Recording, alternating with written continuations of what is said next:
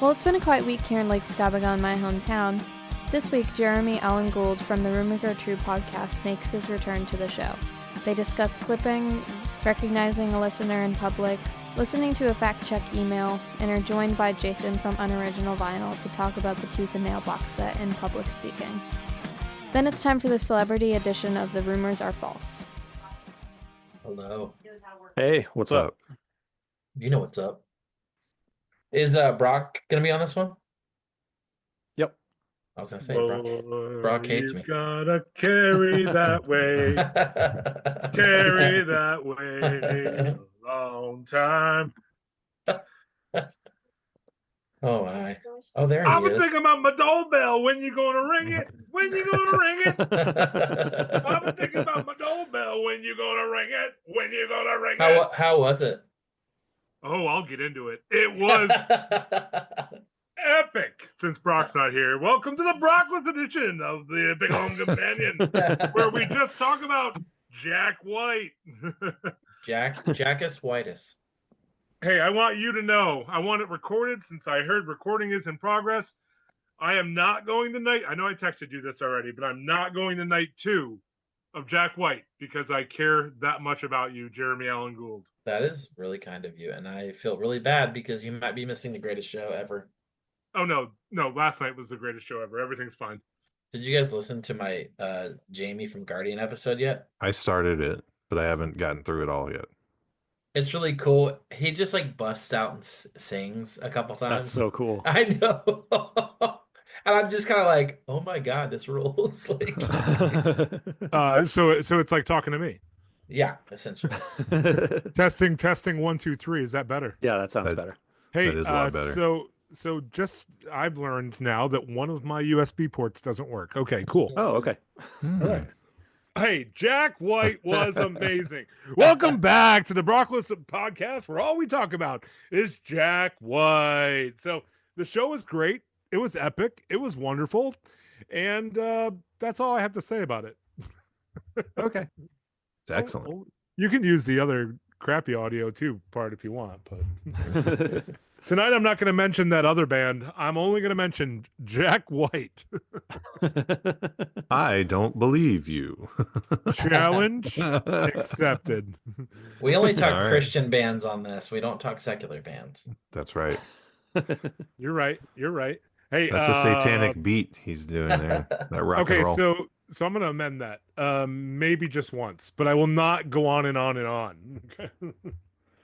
I'm gonna go see John Foreman here in a couple weeks. Me too.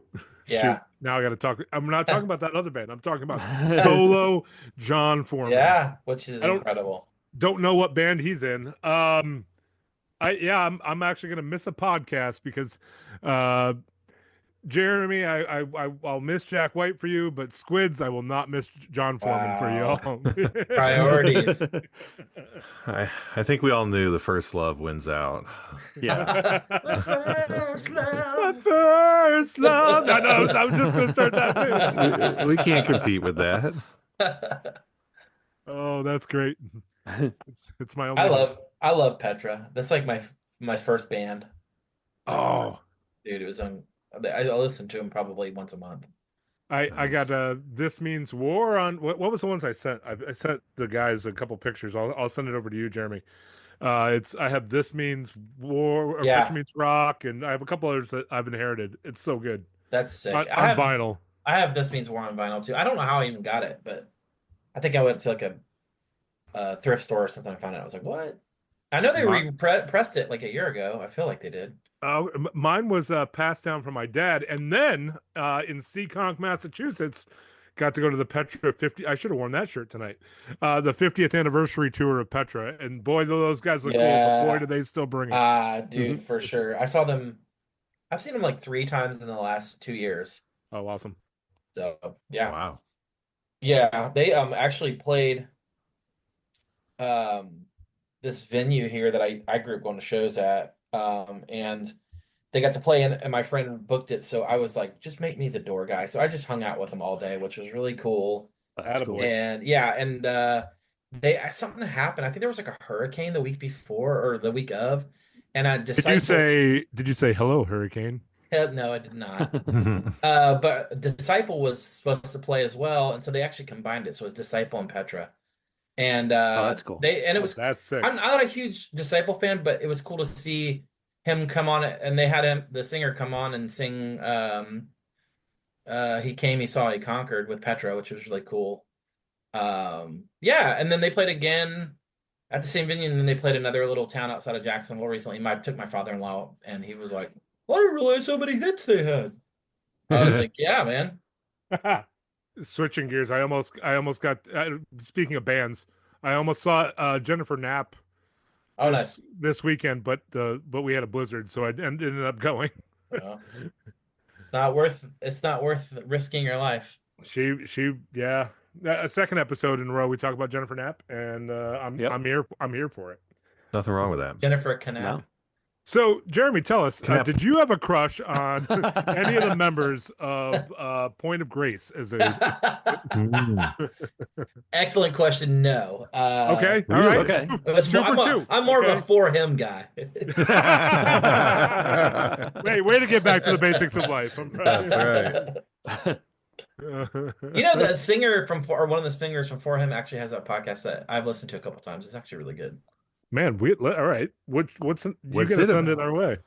It's called. His name's Andy Chrisman, and he just he's doing. He had like Steve Taylor on recently, and he had man, he had some other people that I was shocked. Oh, he had like Mike Rowe from the 77s on. Oh, cool. Yeah, it was like I was like, whoa, that's really interesting because I know that was like all the same world, but like 77s weren't hanging out with For Him, and it just Yeah. it was pretty cool. I was like, oh, that's interesting. He had Mark Lowry on. Oh yeah, Ooh, Jared, send that in the chat, please. Hold up.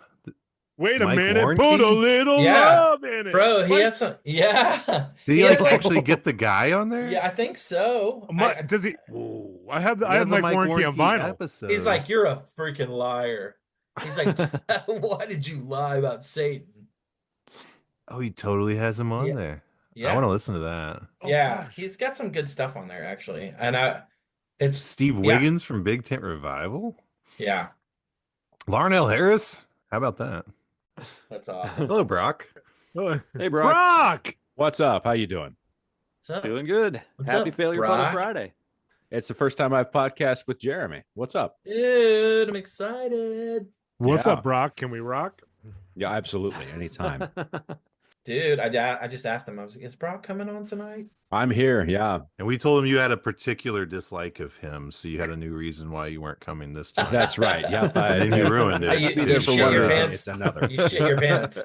Yeah, he had an That's it. ATM Yep, that that's needed right. to, Yep. to be looked at. The Yeah. rumors are in fact true. Hey, Brock. I'm gonna ask Jeremy a question here. Uh-huh. So are the rumors indeed true, Jeremy, that you fart when you laugh? I might have farted when I laughed at Okay. some point in my life. All right. At some point. Yes. I It's did. always Guys, can I ask you possible. about a game? I want to get your feedback on something I learned Mhm. about this weekend. Sure. Have you ever heard of like clipping? I don't know exactly what it's called. We're gonna call it clipping. In hockey, I have.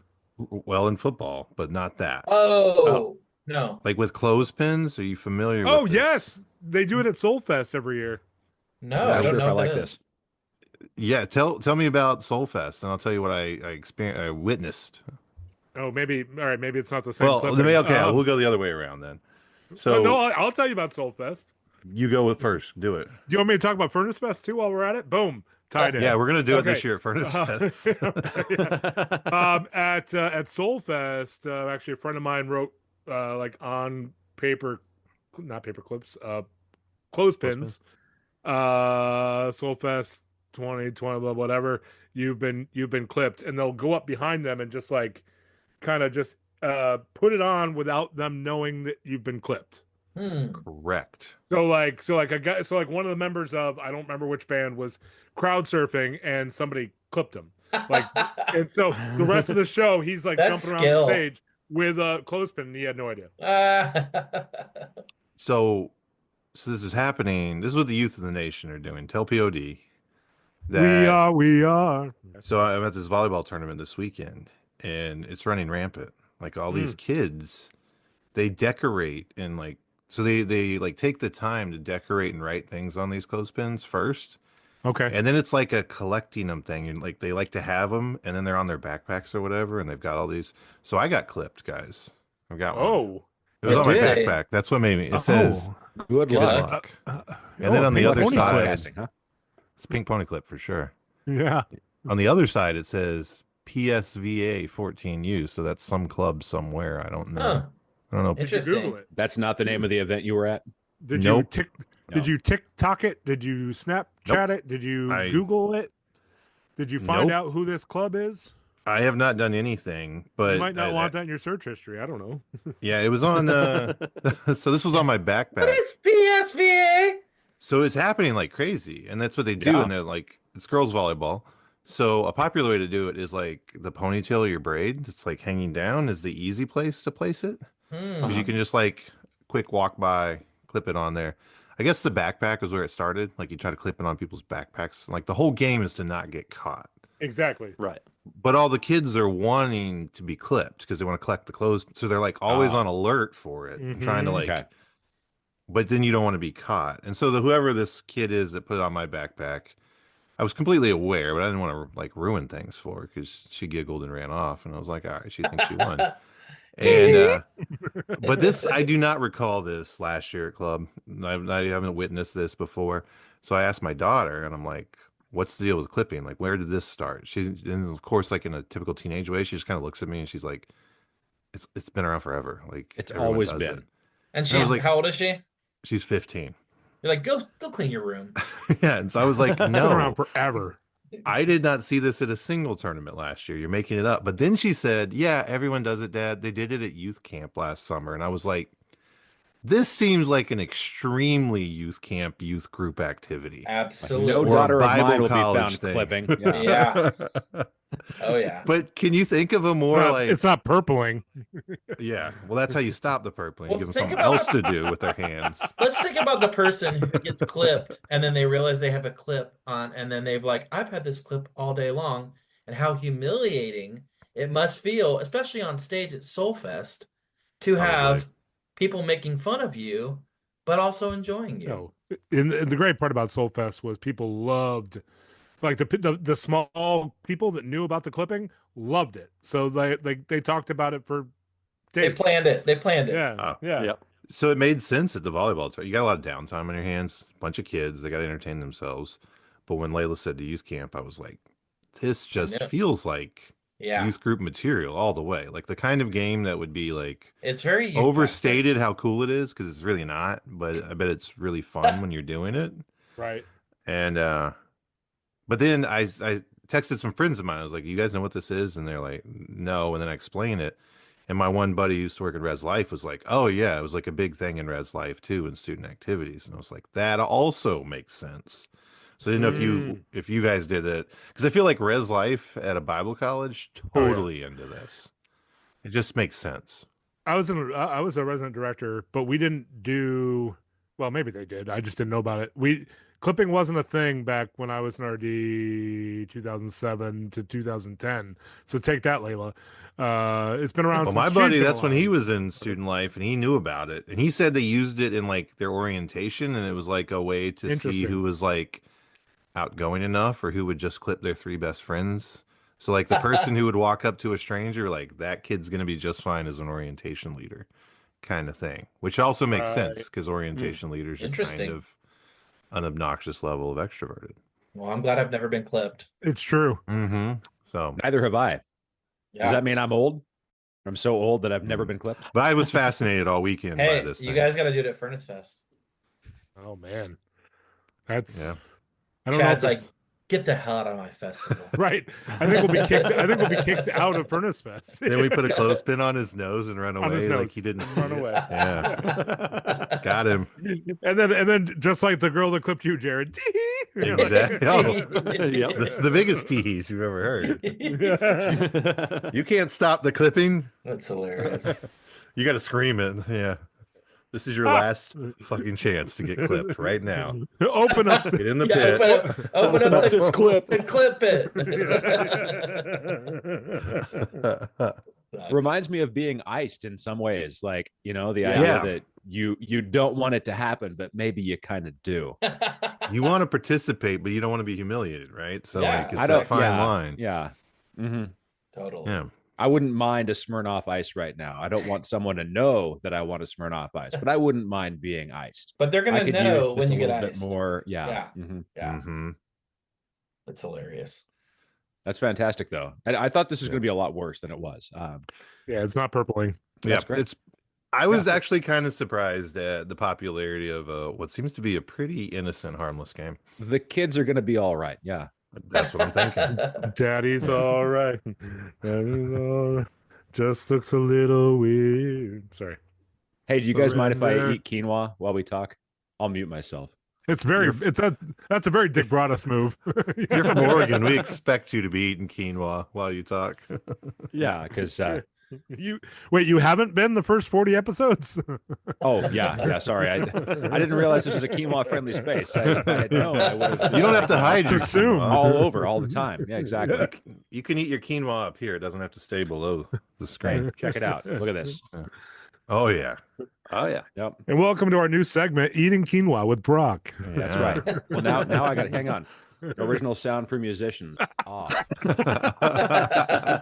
Ready? Get this quinoa. That's some good quinoa.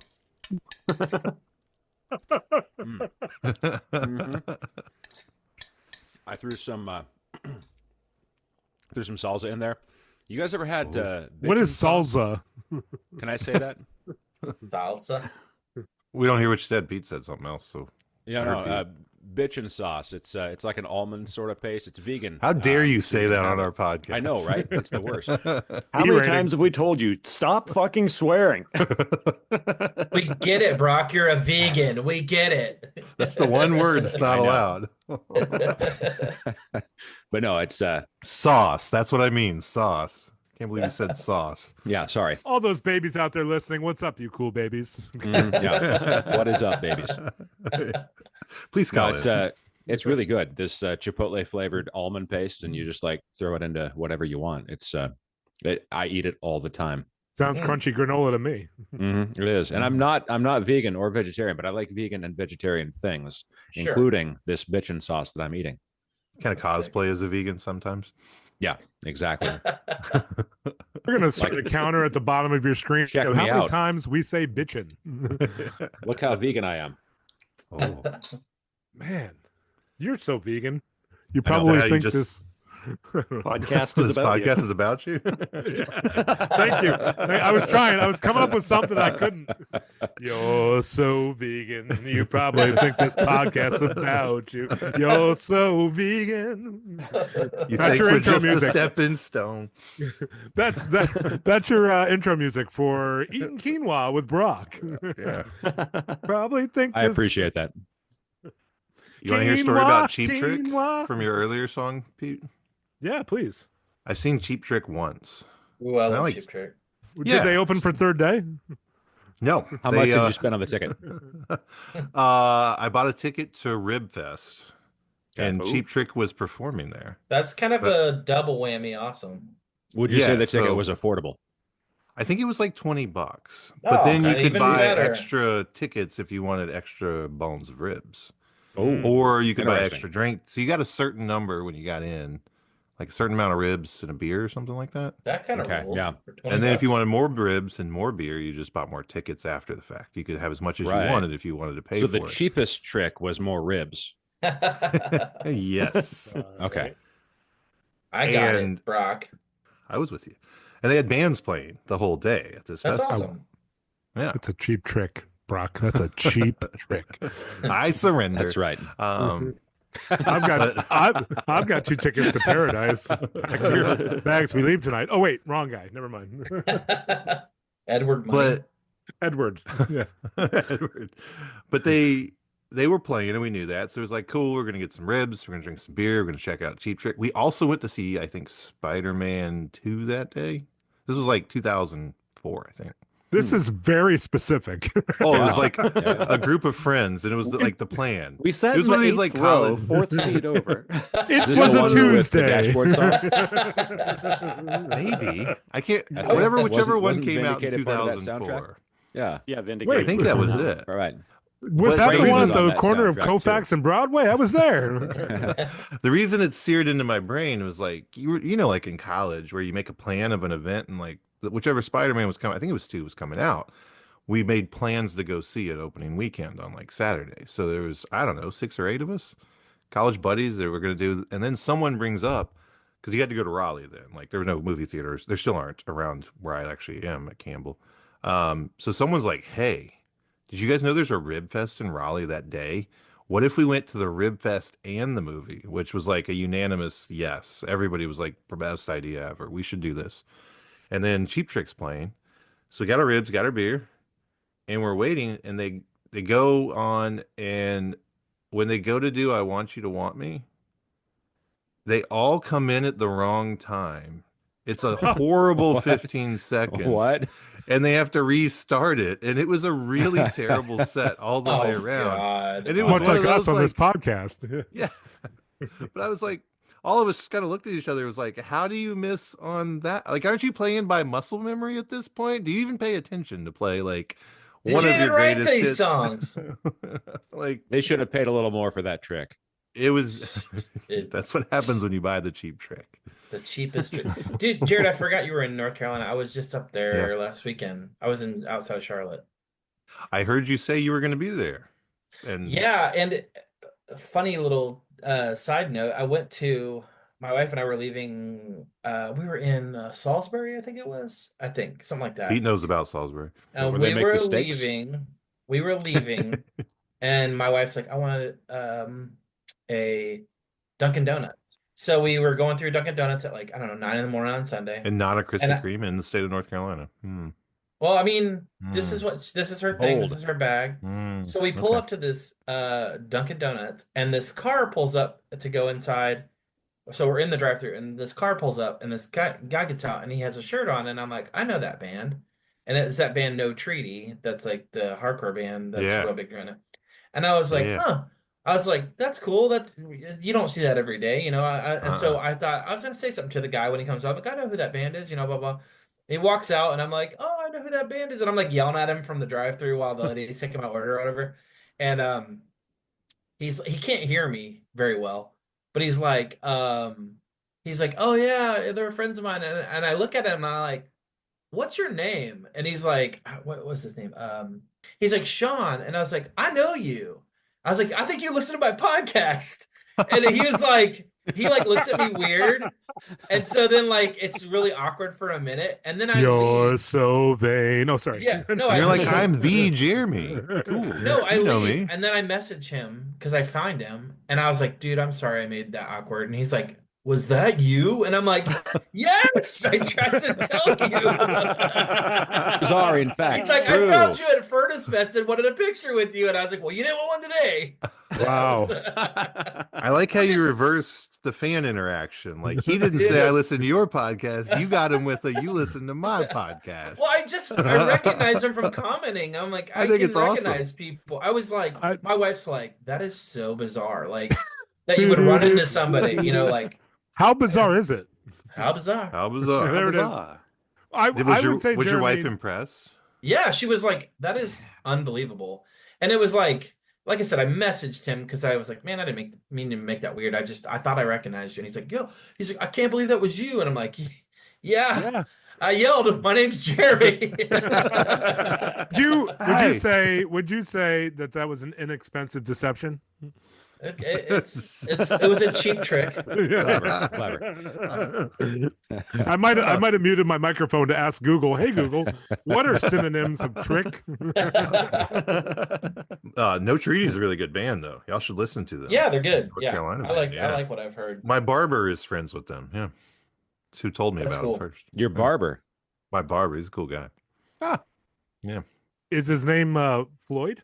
No, that's a different town farther, a little bit north. Okay, cool. You got to keep going up for 21. Is his name Brutus? That was what I was just That going to ask. one. Beefcake. Also not Brutus. I was going for the North Carolina reference. And I also, got you. I knew you got it, Jared. Anything North Carolina, Jared gets. But what I want to know, Jeremy, is you were in Salisbury. Did you get a cheerwine?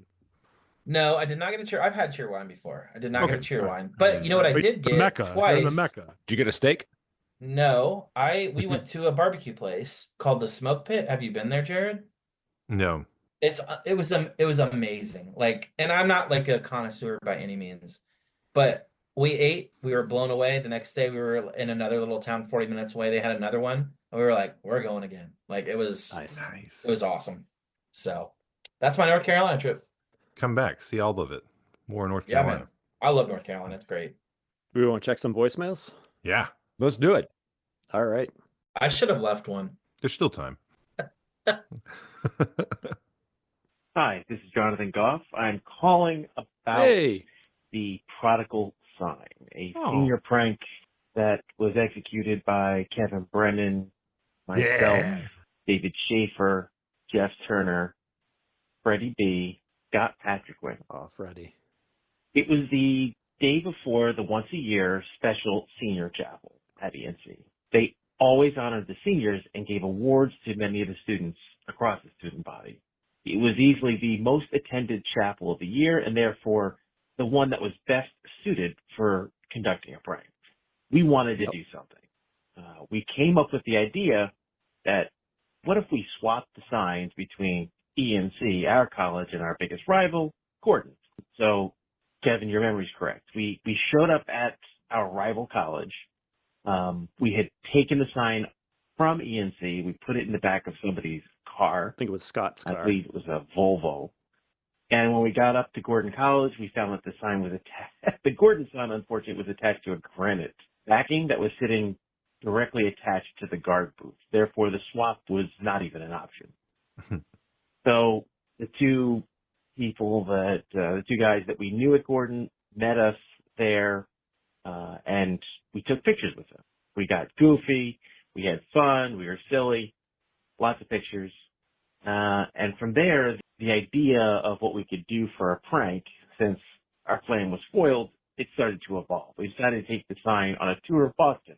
And so we were trying to think of the most controversial but also fun places where students at ENC spent time. So we went by our favorite radio station at the time, WBCN, a bar where we would go get 10-cent wings called Whiskey. And definitely not Fenway, Not good Faneuil Christian Hall. We drove to all sorts of different places and took pictures of ourselves holding the sign in front of them. We managed to social engineer our way inside of Fenway and capture a picture. We also found some Boston PD police barriers, and we threw those in the back of the car as well. Bunch of criminals, if you ask me. All along the way, Allegedly. driving around, talking, the plan started to evolve. Bunch of hooligans. When we get back to campus, let's print the pictures, and we'll hand them out during chapel.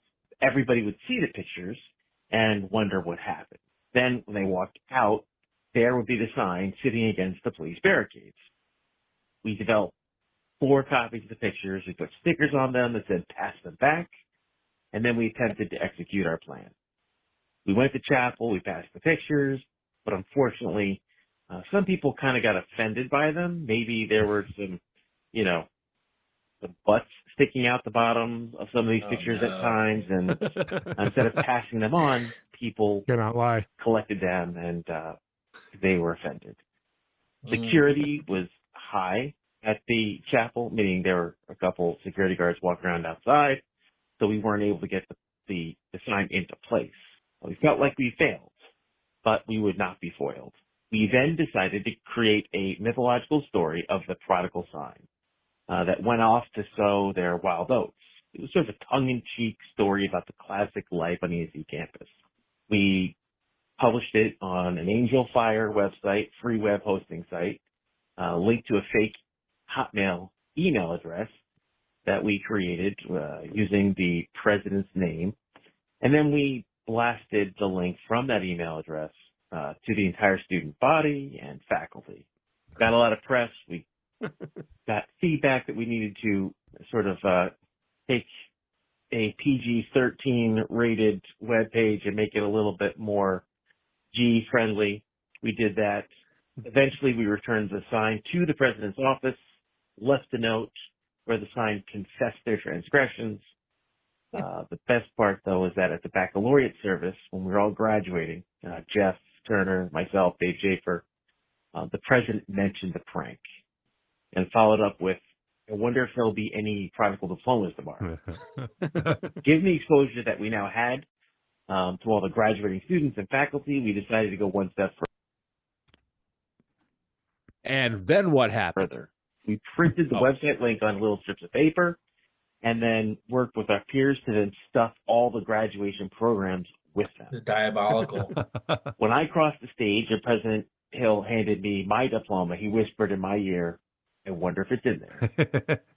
Found out later that he'd actually gone to the registrar and asked that our diplomas be removed and that a note be added to our diplomas for us to come see him.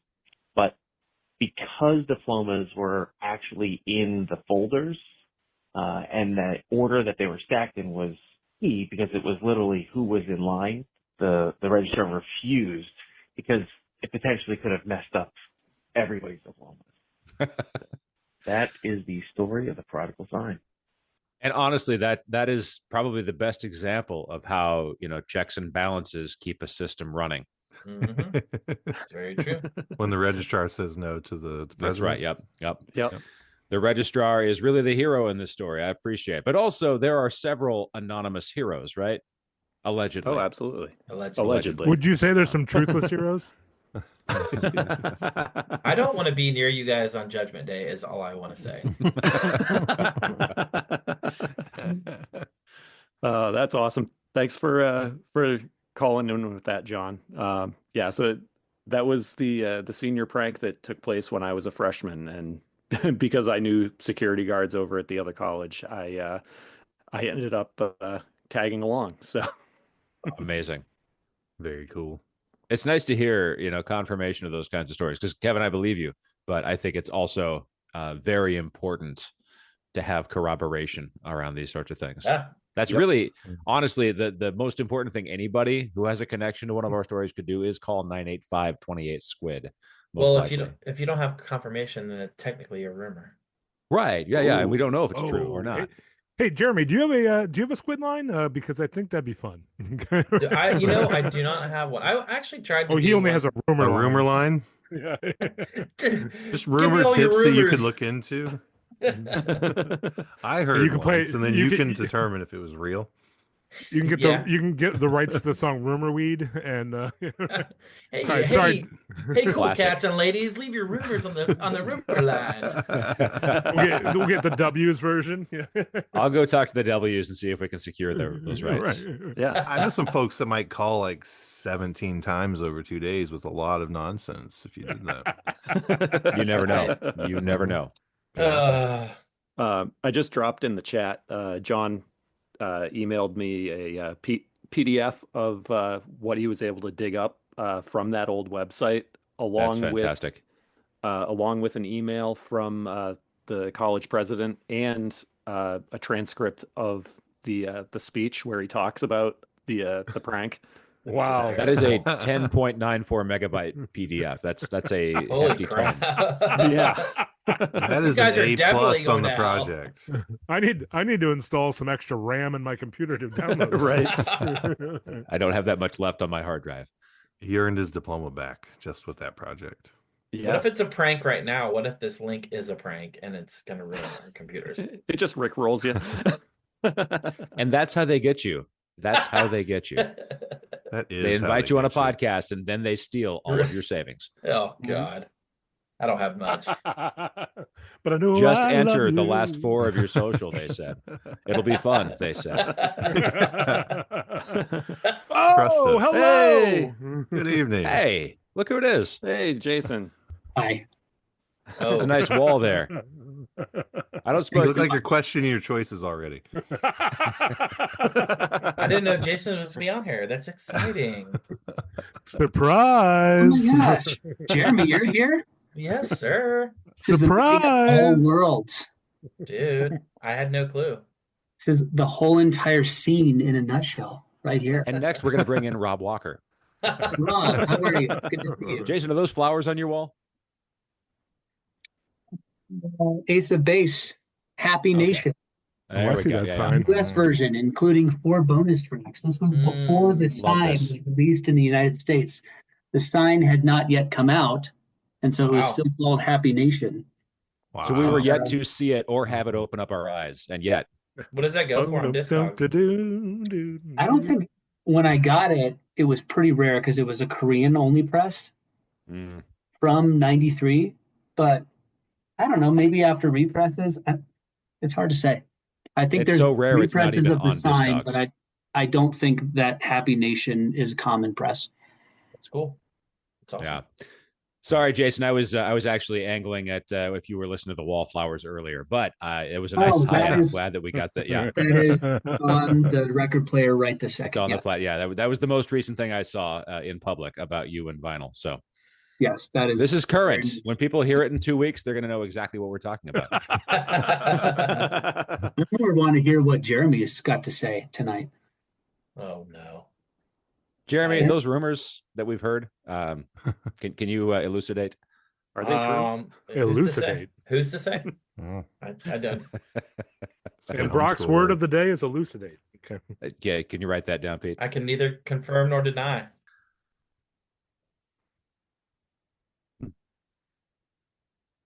Sorry, I was writing down elucidate. There we Okay. go. No, that's important. It's important. Everyone goes silent when I write things down. I'm mostly curious how you spelled it.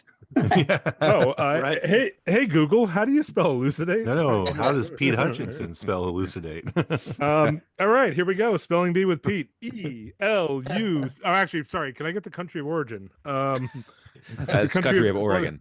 Oh, yeah, you're right. The country of Oregon. Elucidate. Elucidate. That's pretty good. I think that's it. I think that's right. I didn't confirm that. I thought it started with an O with a line through it. Oh, elucidate.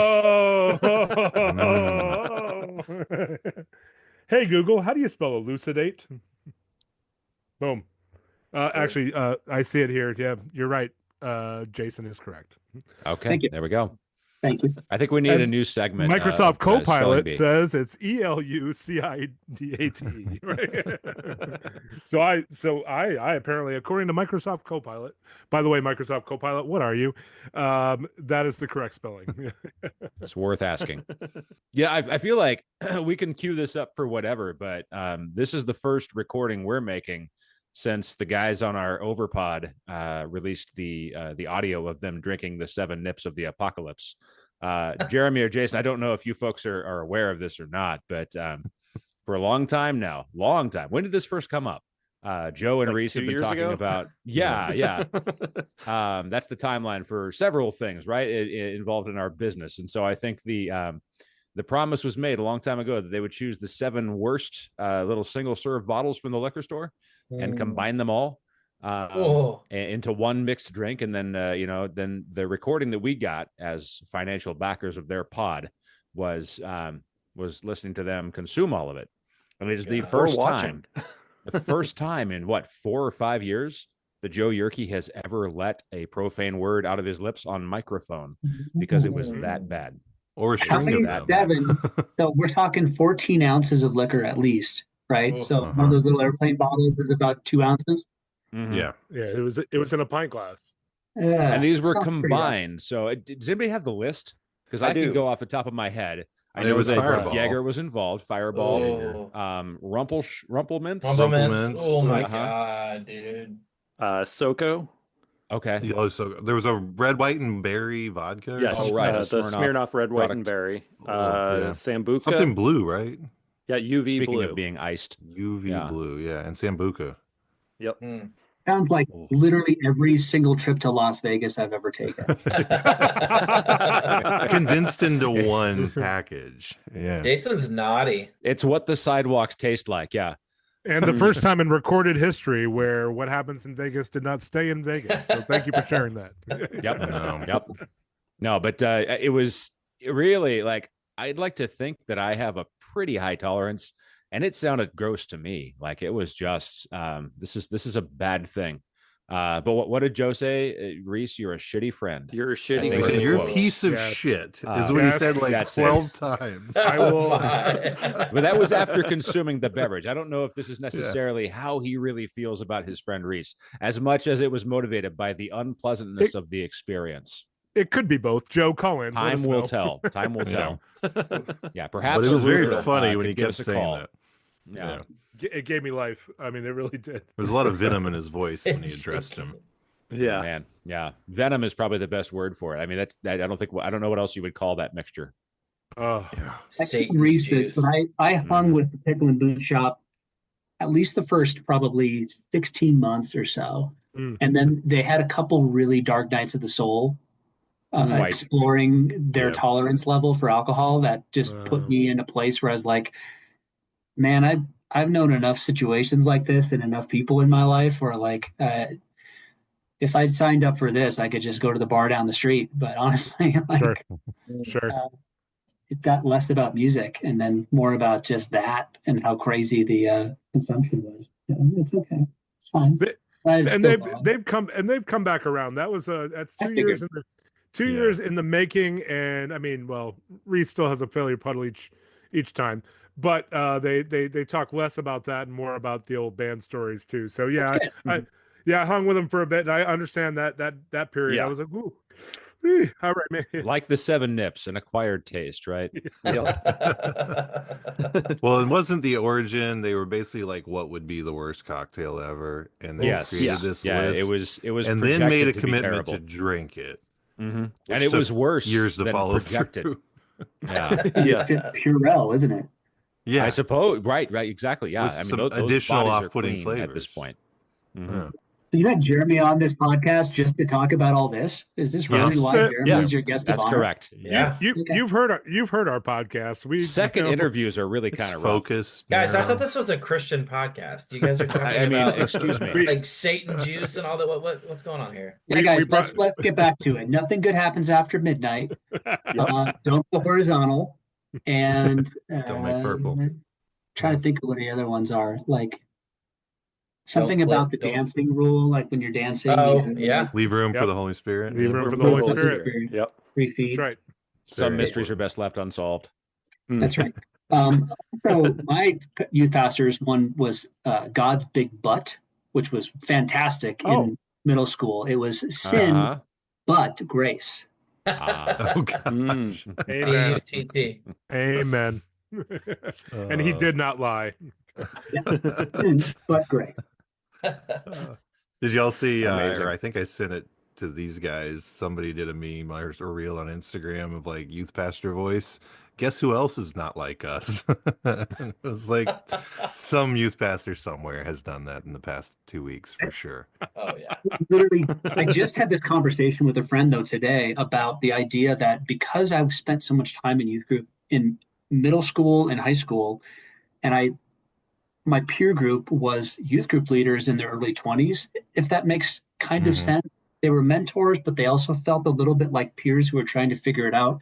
It taught me a lot about, especially public speaking, and these people who were 21, 22 youth group leaders who were expected to give their own testimony or a sermon on a Wednesday night to a bunch of middle schoolers.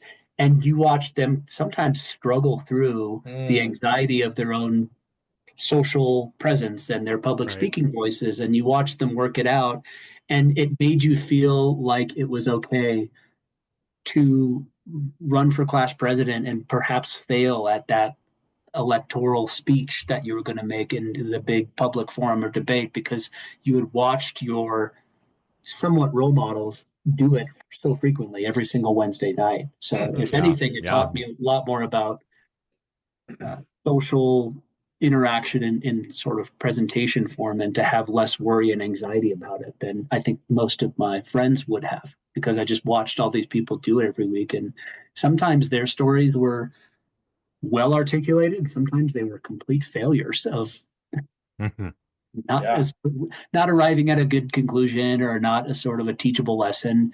And that was kind of okay. That was kind of just like, I've never been to AA, but I imagine it would be like a bunch of people trying to tell their autobiography in those settings. You're not expecting the best rhetoric to come out of it. but Right. it's still Yeah. entertaining. But the osmosis of that situation gives you a chance to just kind of soak it in and be like, that worked, that didn't. Yeah. Here's what you do. Here's what you don't. Here's where you put your hands. Yeah, it's funny. I just have so little anxiety about situations like this now to get in front of a podcast of strangers and just talk unabashedly about whatever I'm feeling in that moment in my head. That's okay. And I don't rethink about it, or I don't replay it again and again and again. And part of that's my personality and the genetic code that I was sort of born with. But another part of it is just watching people practice it every week from a young age. I'm trying to remember how many of us have been either youth pastors or like youth leaders who gave a talk, because I have. Yep. Pete, you have. Yep, I have. Jared. I led a Bible study with my roommate in college for I think for about a year. Basically because it gave us chapel credit, so we didn't have to get up and go to chapel, so that you could go steal signs. Kevin, you are allegedly. diabolical. Yeah, right.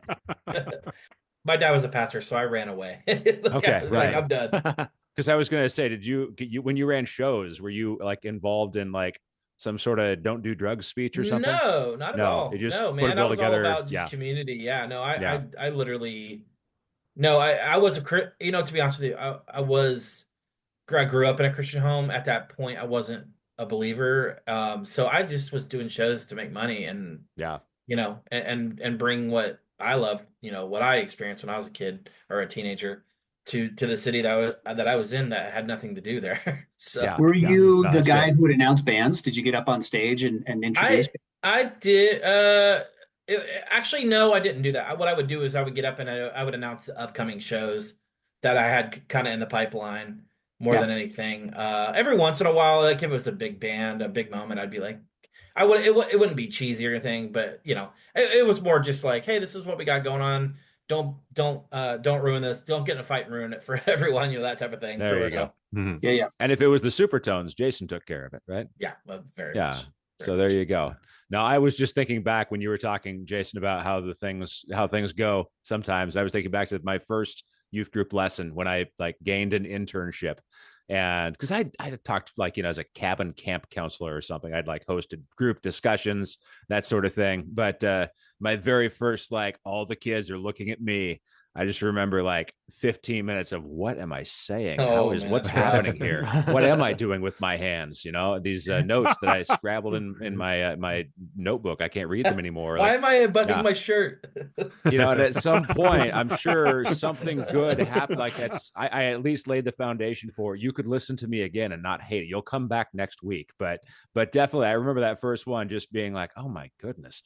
That's got a lot of anxiety to it. Yeah. Public's, it's weird because I can do a podcast and I feel comfortable at this point, but nobody's listening. It's just sexiness. But when I get up in front of some or people, like if I've gotten up in a church for something, or I have I literally freeze. I don't know what it is. Yeah. People are scary. Yeah. It doesn't matter if you imagine them naked or not. Sometimes they're scarier that way. Underwear, Brock. Right. Most of us.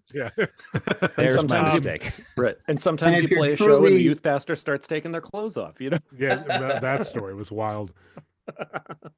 It's something that I teach in my regular day job. Like I go up in front of large audiences and I teach them how to publicly speak and things that you can do to make the anxiety lessen when they are getting in front of somebody. I work in a sort of strange environment where there's a lot of analysts, data people, and chemists who don't practice regularly their smart people, speech communication. And so the basics of things such as, record yourself, get out a piece of paper, set your phone down and play it back, and take a tally of every time you use your ums or your uhs or your filler words. And in your mind, if you're speaking for 3 minutes, you might surmise that you've said or maybe 10, 20 times, something like that in 3 minutes.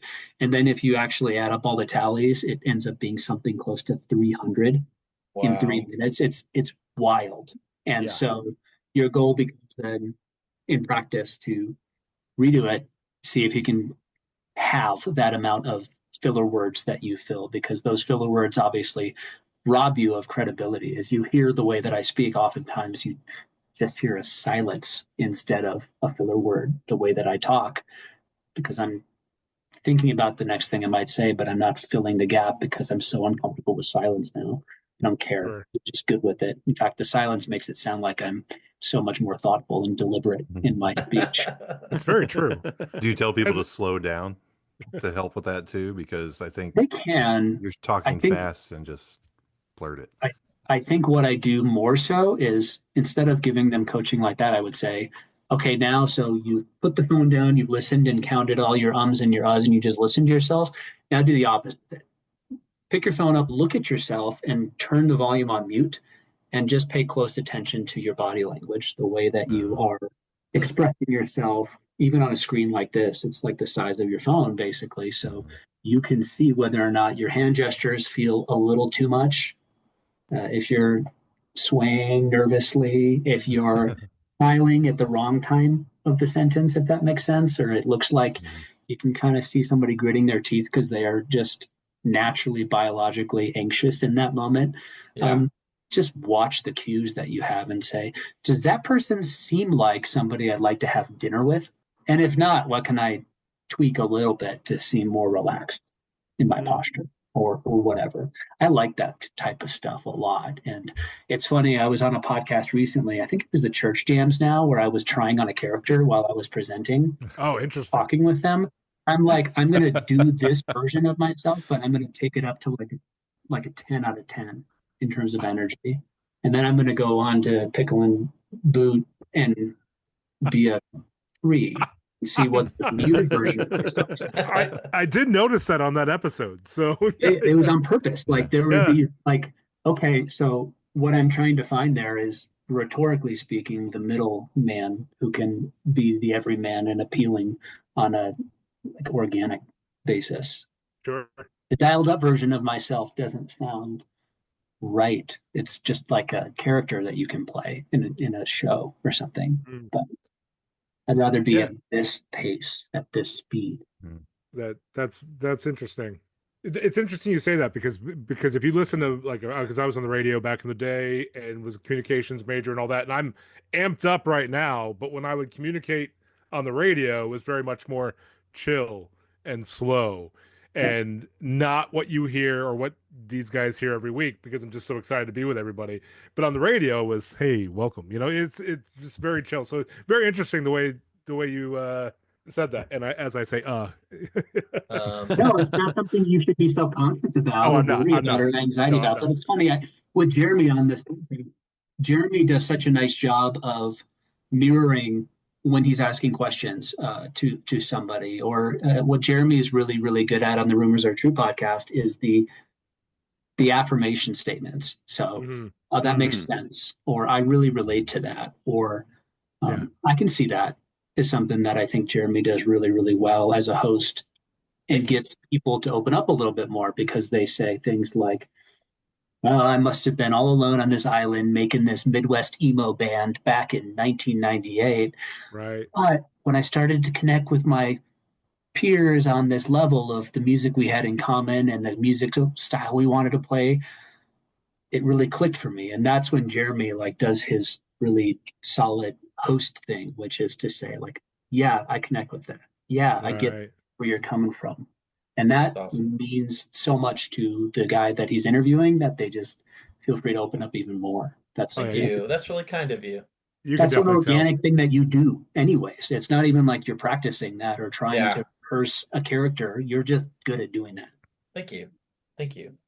You're making me blush. And that's why Jason picked you. Yeah. That is why I picked him. I knew that Jeremy would be, when we did the Tooth and Nail box set and some of the interviews, I knew that Jeremy would be a really good reflector and somebody who my instinct is going to be to mirror the energy of somebody like Evil, because he and I are very similar personality wise, and we can kind of get on the same hyperactive wavelength talking about things.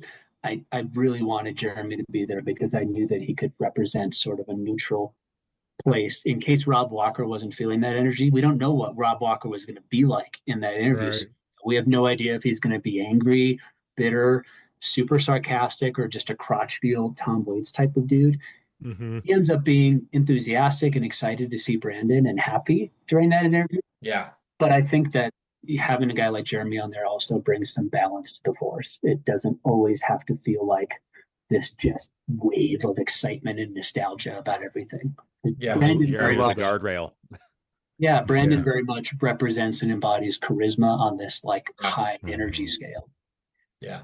I was honored to be on it. Like I literally was shocked when you even asked me to be a part of that. That was like mind-boggling to me. 16-year-old me, like, I was I still can't believe it, to be honest with you. Sometimes I'm just like, this is literally insane. And I've reached out to you and Brandon and Jim Worthen, and I've been like, thank you so much for letting me be a part of this. This is like a dream come true. So I'm flattered. Yeah, dude. And I think that it was just a really fun moment to get to all like I kind of needed somebody else who feels the same way about all of this content that you do and I do to validate that it actually happened.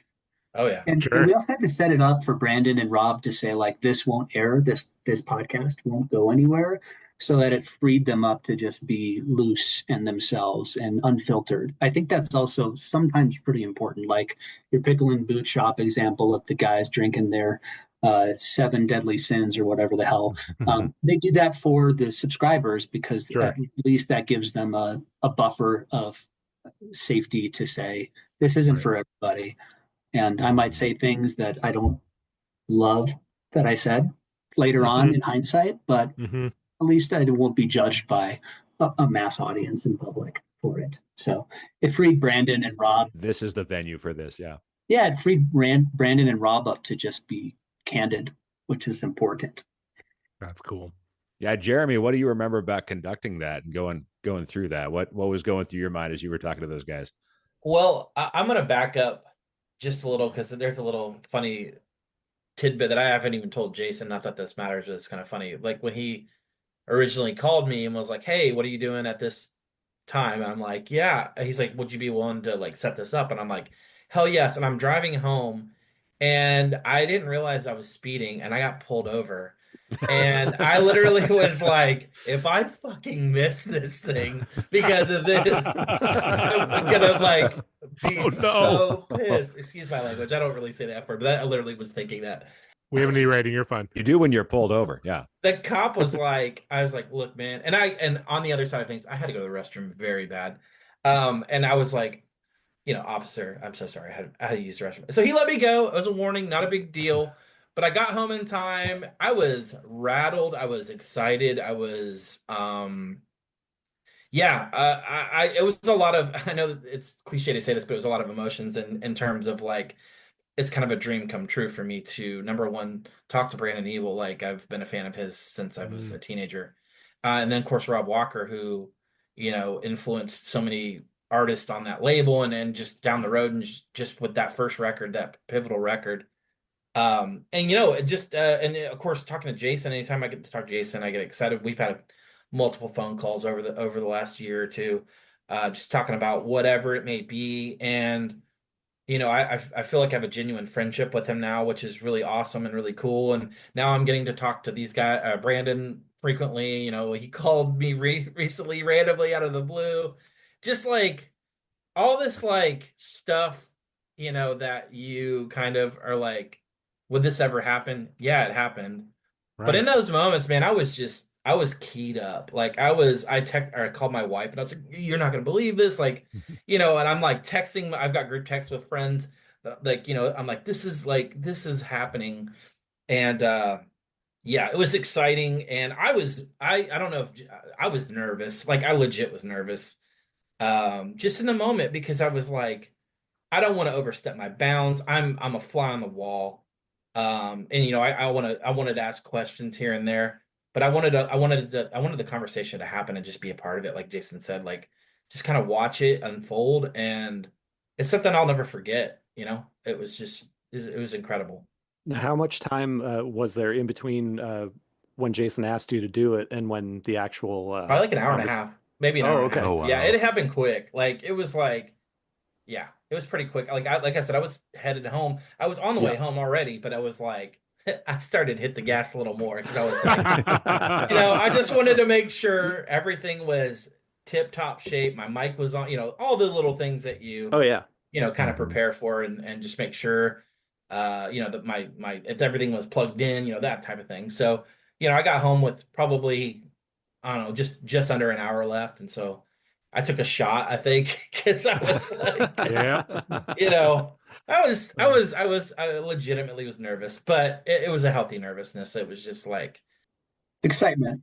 yeah, it was a dream come true, 100%. That's cool. Oh, I that's know great. for me, like if I was in that situation, having it just be that short amount of time in between the ask and the event, like would work better because if it was Mhm. like, You hey, think about it, yeah, 3 days from now, I'd be sitting at work with like yeah. just the conversations like running through my head, Mhm. like, you know, Well, dude, and I was honored that Jason trusted me with that. Like that's like a big ask, number one. And then like, just have to kind of put it together, which again, it's not like I'm like, doing rocket science here or anything, but you know, what if I misspelled something and it's in a wrong email? Just like all these little things in Sure. the midst of the nervousness. The fact that he trusted me to do that and get this done, it just meant a lot to me. So I'm still imagining the session with the cop where you're like, do you know anything about, alternative Christian yeah. music? Do you know what Rob Walker is? Explain what's happening, why I need to get home. if I say dominate to you, who's the first person you think? Yeah, and I definitely wanted Jeremy to be part of it because I needed something to not only bounce feedback off of, but I wanted something off my plate that was like going to feel like less stressful than I think a lot of the other parts of that project were. Most of Yeah. the other aspects of that project were not fun. And so that part becoming like a joyful moment, a reunion of sorts, a significant moment for Brandon, quite frankly, Mhm. in his sort of journey to be able to look back at this with a guy he hasn't talked to in 25 years at least Mm. was really magical. And it was nice to sort of sprinkle a little bit of like icing on this shit cake that I had made myself in putting that project together. So it felt like a reprieve, if anything, at that moment. So I wasn't like Jeremy thinking about, am I going to say the right things or am I going to do the right things? It was just like, I just want to see what happens when you put these two magnets together. Like Mm. how strong is their attraction going to be or how opposing are their forces going to be? I don't honestly know the answer to that, but at least if it's dramatically opposing magnetism and these two are repelling each other, I'll have somebody else to blame in Jeremy. Scapegoat. Got it. Yeah, yeah, yeah. There you go. Damn dog. Everybody No. needs one. Well, I Yep. can tell you that it is a great project. I've thankful. gotten to go through that book and kind of listen to. I've given at least one spin to each of the records, and so props on that combination of all the people involved. Yes, Jason worked very, very hard on this. Like, I, obviously wasn't involved in terms of, being in the war room, if you will, but he let me know about it pretty early on. Not 3 years ago early on, but well over a year and a half ago, probably at least. And it was hard to keep my mouth shut. Like I'm a natural promoter. I am a natural promoter. The And I rumors, the like rumors. to I like to tell people things in a healthy way. But it was very hard to keep my mouth shut. Yeah. It really truly was. But I respected Jason, I respected Brandon and Jim and everyone that's worked on it, and it meant a lot to me to make it special, and I didn't want to take anything away from them. So yeah, it was tough, but it was also cool to be on the inside, and the fact that I was like, this is something that is going to be special for so many people. Hmm. And it's not so much that I knew about it, but I was excited and ecstatic just to see kind of the process of the little things that Jason and I talked over, the last year and a half, 2 years about. He'd call me here and then we talk about this, and I'm like, I think this will sell out quick. I think that, and there was just a lot of, not so much doubt, but what if, what we don't know, and a lot of that stuff. And I feel like I was encouraging and like thinking, Yeah. yeah, this is going to do well. Like it will do well. And so, just being able to be a voice of reason on the one side was really an honor as well, to be a part of that conversation. Man, it's so cool. And I've told Jason, man, thank you so much for doing this. This was so cool. And it's life-giving, man. It really Yeah. is. What you do is life-giving to a lot of people, and I think this is just, not only a special project, but it is, a true labor of love, and man, thank you so much. I'm glad you got for to see the behind the scenes stuff that's not rosy. Like, yeah, there's oh, not like absolutely, Yeah. TMZ style goss or anything like that, but it wasn't all roses and sunshine the whole time. There was some things about it that made me just be like, Is this worth it? Yeah, no, I know we had that conversation. He was just kind of, I remember specifically having a phone call with you, and you just seemed, why am I doing this? Like, it was like literally yeah. that tone, and that he's pretty much said those words. Mhm. And It I was like like, I could forecast things that could probably go wrong with it, that did go wrong with it eventually, that were just like, there's nothing you can do to prevent it. You just have to make the determination that it's worth doing in the end, anyways. Like people yeah, that you're working with and people that get involved that don't have opinions and then suddenly manically jump over to having dramatic opinions about things. It's not just like assumed graciousness. It's just Yeah. Not a lot of roses behind the scenes, which is why we're here to give you your flowers to put on the wall. oh, thanks, man. Aw. That's very Yeah. sweet. Flowers for all. You've got a heart so big it could crush this town, Brock. Jason, I'm curious how it feels now, because it's kind of like when you do a long run, you're just like worn out, wasted, beat. You may not realize how far you've run at first. I Is don't that where know, you but are? some of those half marathons that I used to do all the time, you do a couple that were really rewarding, like the one up at Salvi Island up in Portland was always my favorite. Love that Nice. one.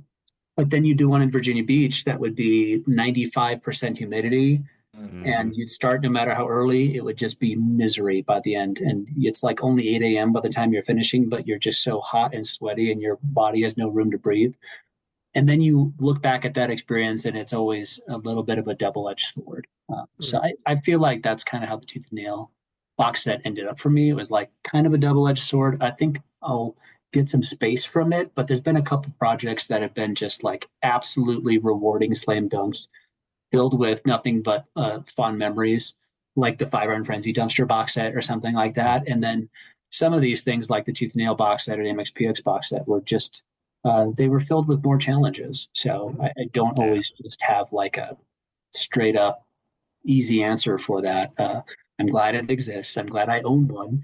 I'm glad that the forces of the universe sort of conspired favorably towards us to make it actually exist in the world and happen. But yeah, it wasn't one of those situations where I walked away unscathed or unbruised. It's like, okay, that's what some of this stuff is. I think some of this stuff is like, you're going to get scarred being an RA in the dorms for 4 years. You're going to see things that you can't unsee. Yeah. Back to life. Being an RD for 4 years is about the same. Dude, I was a hall director, as well. Right. You Wild thing, know. I do, yeah. Yep. And, This could be the Residence Life podcast, honestly. That's why I brought you on here today. Yeah. The real topic. I think that I'm filled with a lot of happiness that story was told. I don't particularly have a great deal to say toward the community. Sure. And it's been said. Because they're very divisive.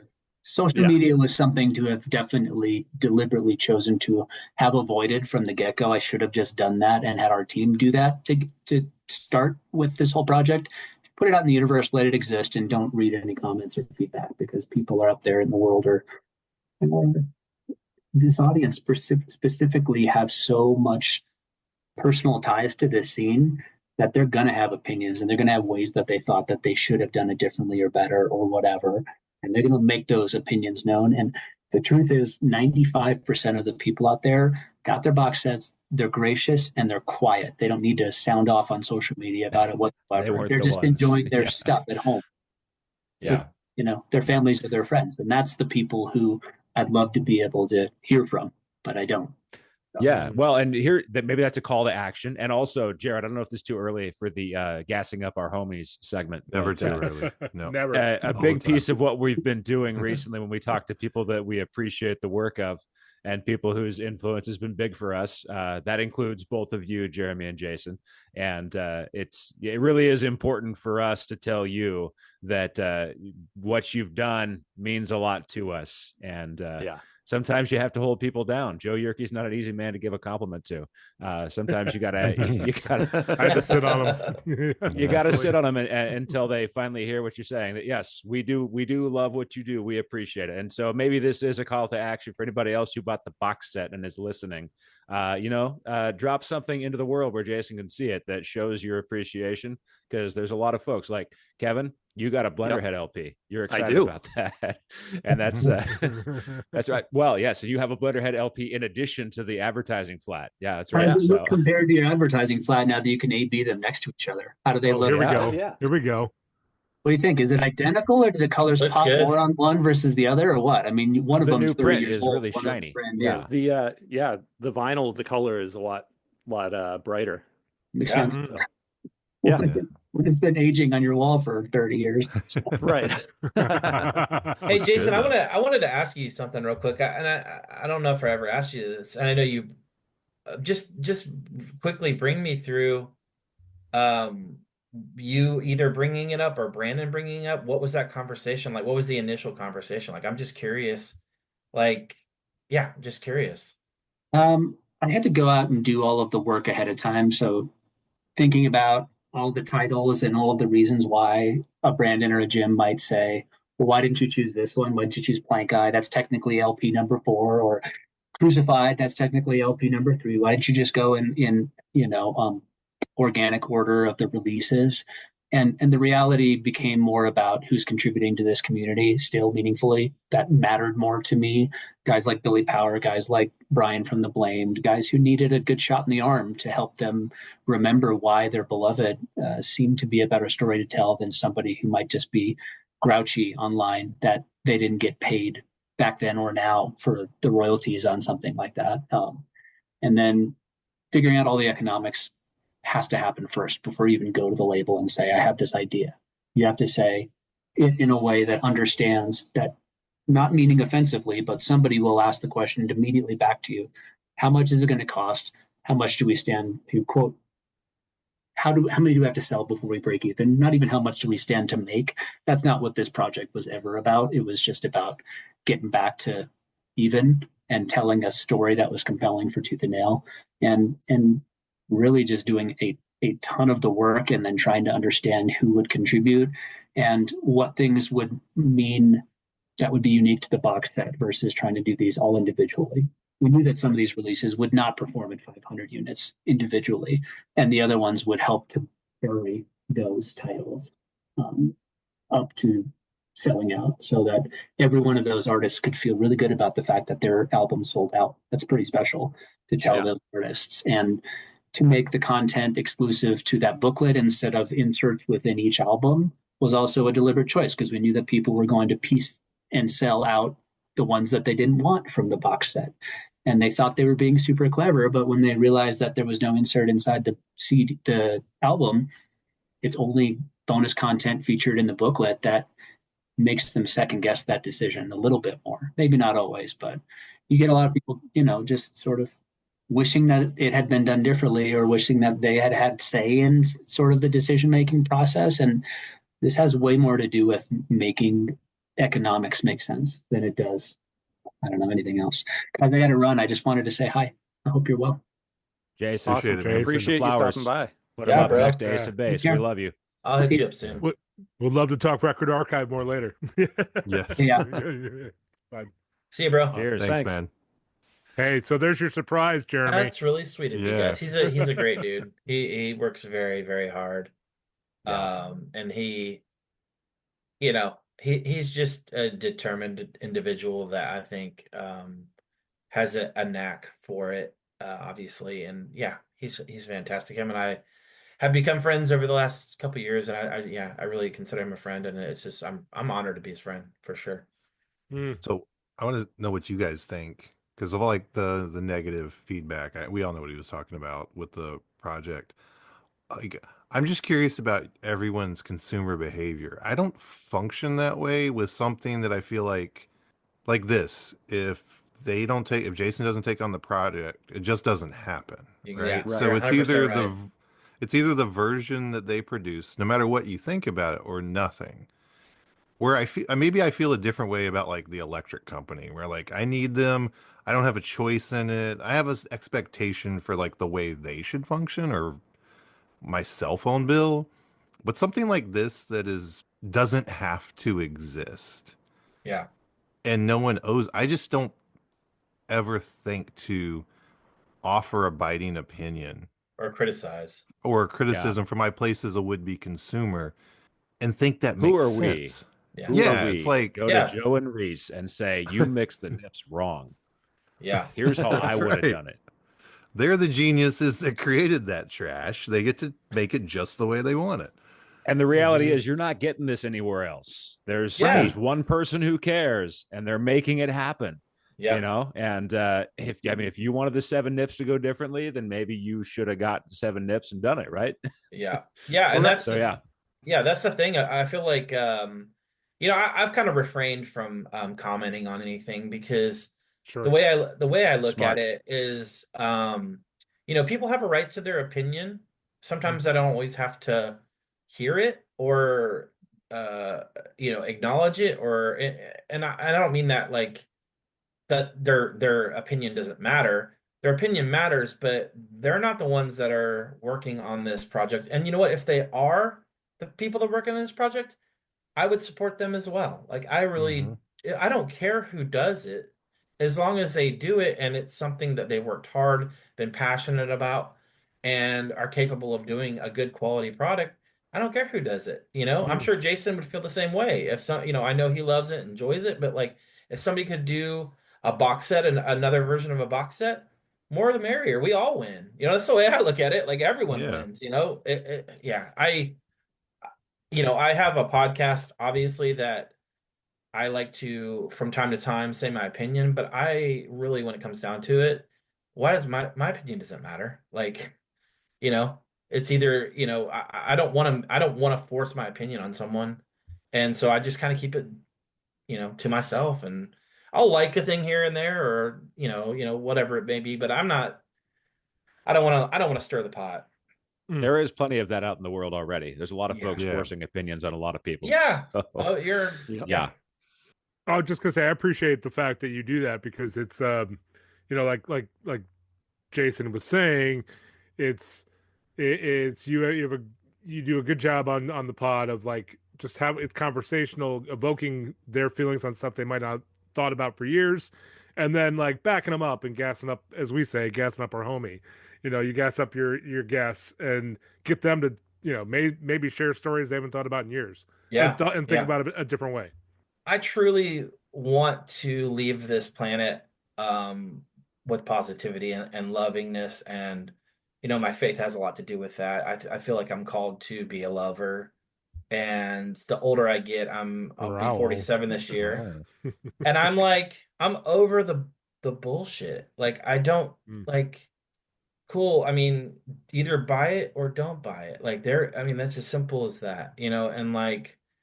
you know, if what's the thing is if you don't have anything nice to say at all, don't say anything at all. Like, or yeah, whatever If the you term can't is. say something nice, Don't say anything. don't say anything. And you at know what? all. And honestly, if they really want to, maybe message that person and be like, hey, I appreciate you doing this. I might have seen it this way, but you know what?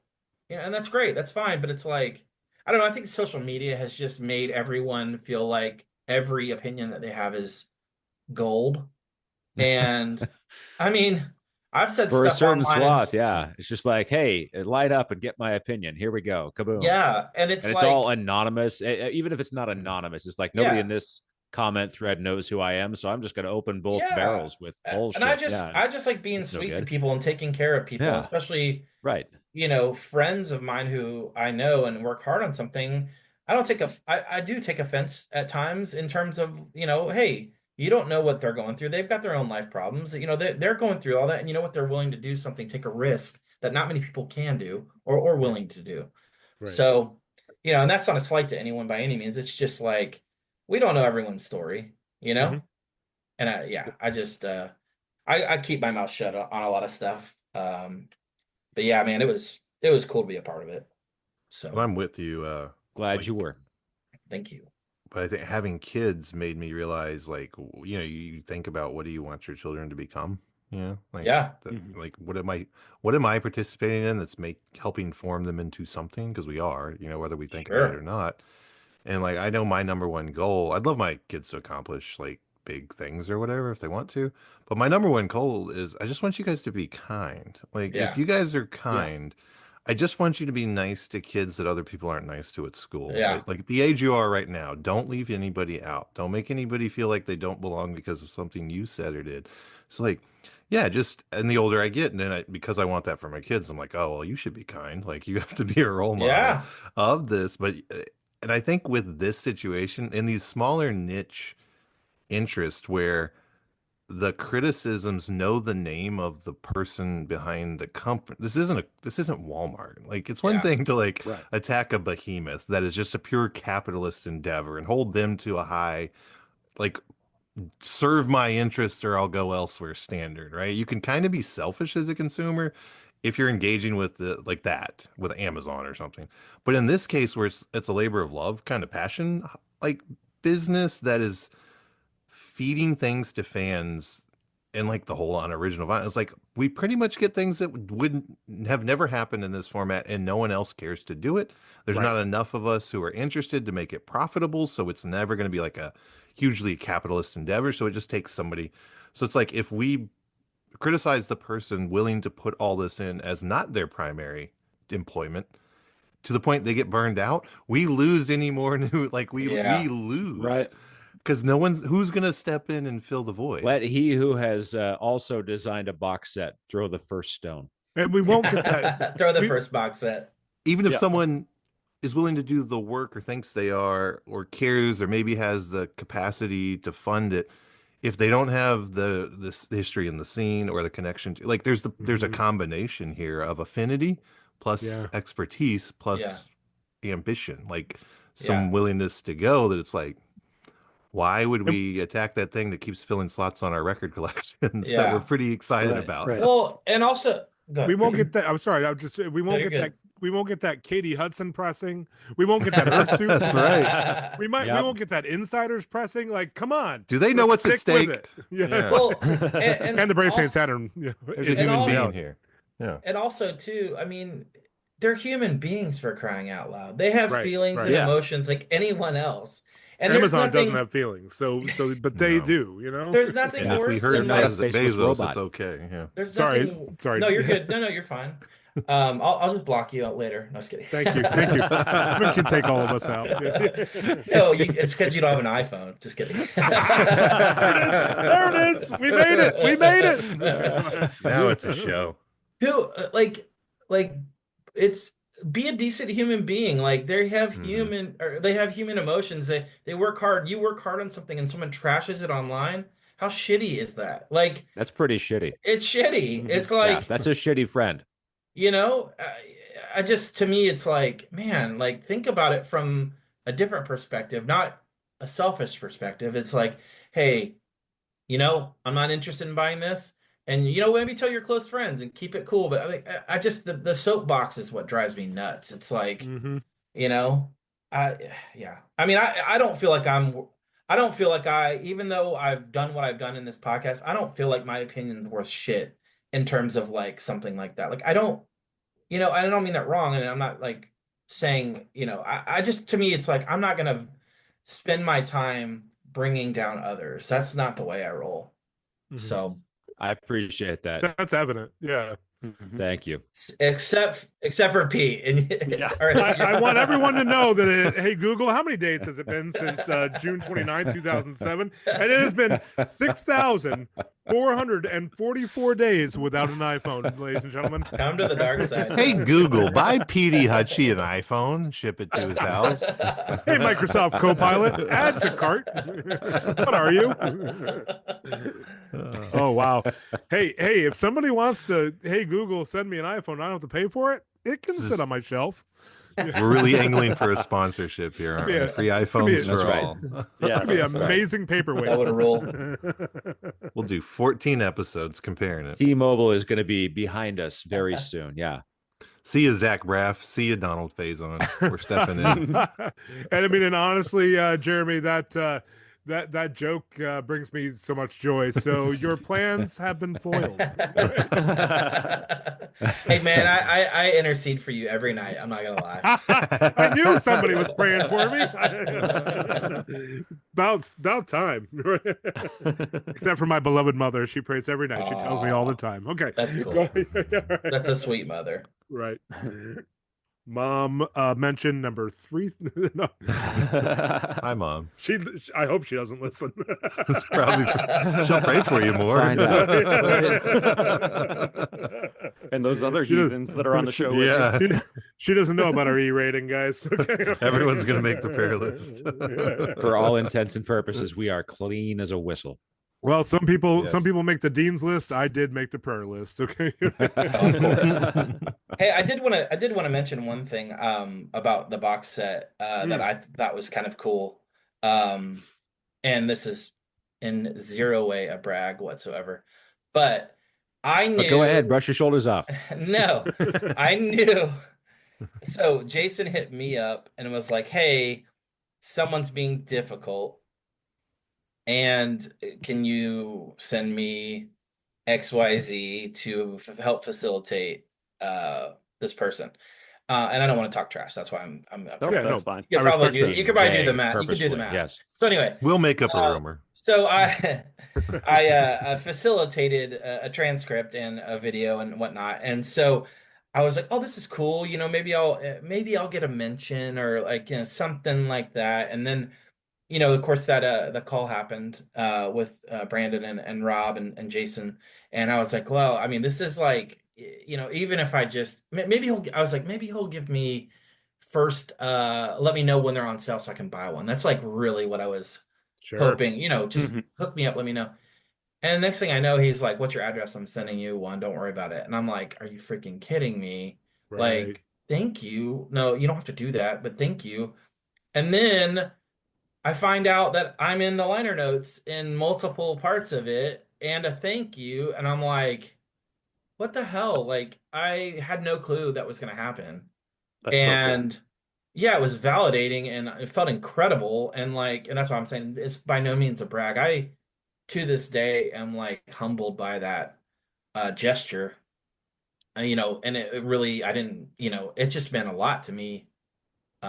It's still to this day, I'll sometimes just pull the box set out and just kind of look at it, and I'm like, it's a part of history for me, and for many of us, So it's just being a part of that is just, yeah, man, it's special.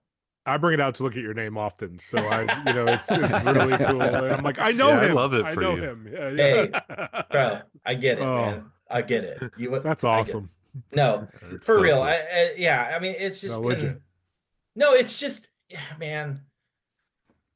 I just love I love the feeling I get when, and you guys all can probably relate to this, when you order that record, you look at that tracking number, you look at that, the process of it all, and you get that, and then you slowly cut it open and the box, and you pull it out and you look at it, and it's like a magical moment. And man, it's just, and like, being able to be a part of that, it's just like, wow. Like, it's even more special. That's funny. I told my wife, who knows some of the bands. She grew up kind of listening to some of the bands, but most of the bands that we had in this box that she probably never heard of. But she was so proud of me, and like, so like, this is like, she's like, you have, like, everyone was like, you made it. It's not about making it. It's about like being a part of something special. That's really wow. Okay. And making it into the liner notes, which is also That's very right. cool. It doesn't hurt. It does not hurt. And I don't know We how can your say it wife for feels you. about all of this. I mean, it takes a lot for my wife to be impressed by anything that we talk about. Mine too. Yep. So yeah. So that, I don't know exactly where that falls on the scale, but it must be significant that your partner takes notice. They're like, "Hey, you were part of the thing that was important to some people." And it's something that she knows I'm passionate about. So it's like, Sure. for her, and it's funny too, because she's listened to my podcast and been like, "I'd never heard of this band before, but now I love them." So it's like, that's really validating for me too.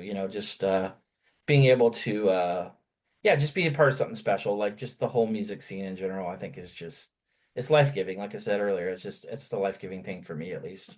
That's perfect. And Yeah. you said a comment that I know that all of us feel is that whole feeling of when it comes in the mail and it's you get that box, you track that tracking number. Oh wait, oh it's shipping. Yeah, You know, oh it should have been here by now. It's in transit. In Kevin's case, oh, it went to Rhode Island. It went back. It was in back to Rhode Island. Dartmouth. Now it's back in Rhode Island. What's going on? I almost went and picked it up for him. Aw. But no, just that feeling that you open up that box and then boom, there it is. Or to borrow another phrase, whoop, there it is. And it's awesome. So Yeah. it's pretty cool. And just a side note, so I want to do this on live on air. All right, here we go. So Ooh. I just got, yes, we won't say who it's from. What's in that package from a international conglomerate? Yeah, that we don't. A quick shipping corporation. Quick. Uh-huh. This is great. An audio medium for those playing at home. Audio medium has been mentioned. Visual. Here it For comes. those playing at work, You're not holding included. a box packed with tape. It's like paper tape, right? So you That's can right. easily open it with your hands. With my What is hands. it? What is It's it? a bonus. What is it, Peter? Okay. You're It's digging Oh, in. another toilet. box. Oh, not toilet. Looks paper. like a toilet that is a paper. that is a whiplash mailer for toilet paper. Welcome back to the Yeah. pandemic, where you had to Right. mail order your toilet. Are paper. those I put all my eggs? eggs in whiplash mailers, yes, to make sure they don't So? break. Here we go. What is Hey, it? Oh, Alanis Morissette. Wow. Ooh. the Impressive. collection. And isn't that's it the ironic one with the that hand I on the bu- front. Yep. Is The that purple cover. Michigan on the front? What is it? That's Michigan on the Yeah, front, that's guys. right. Oh, Like Shout it. out to Color? Joe. Yeah. No, I can see Canada on the top. Yeah. That's right. Is it colored? I don't know. Let's see. Does it say on here? I'll open it. They're like deluxe edition, only I won't. 10,000 made. Only Here's 10. the big question we find out right now, Pete. What do you do when there's a hype sticker on a gatefold? So what I do, I'm going to show you what I do. So for those of you listening at home, I'm showing everyone what I do. Oh yeah. Oh, he's got a fork 4 Well, times. I have a Got fork. a fork just right in because front of us. I have a fork only He was because eating quinoa earlier. I don't have a knife here, so I'm gonna. Well, Okay. I should go get my knife, but We'll wait I if you want to do it the I- right way. no. So actually, thankfully, because I No, play no. no. So Not the right way. I take my The Petey fingernail. Hutchie way. I take my fingernail because it's a little bit longer right now.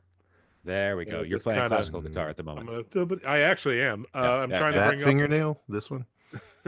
up. No, my thumb.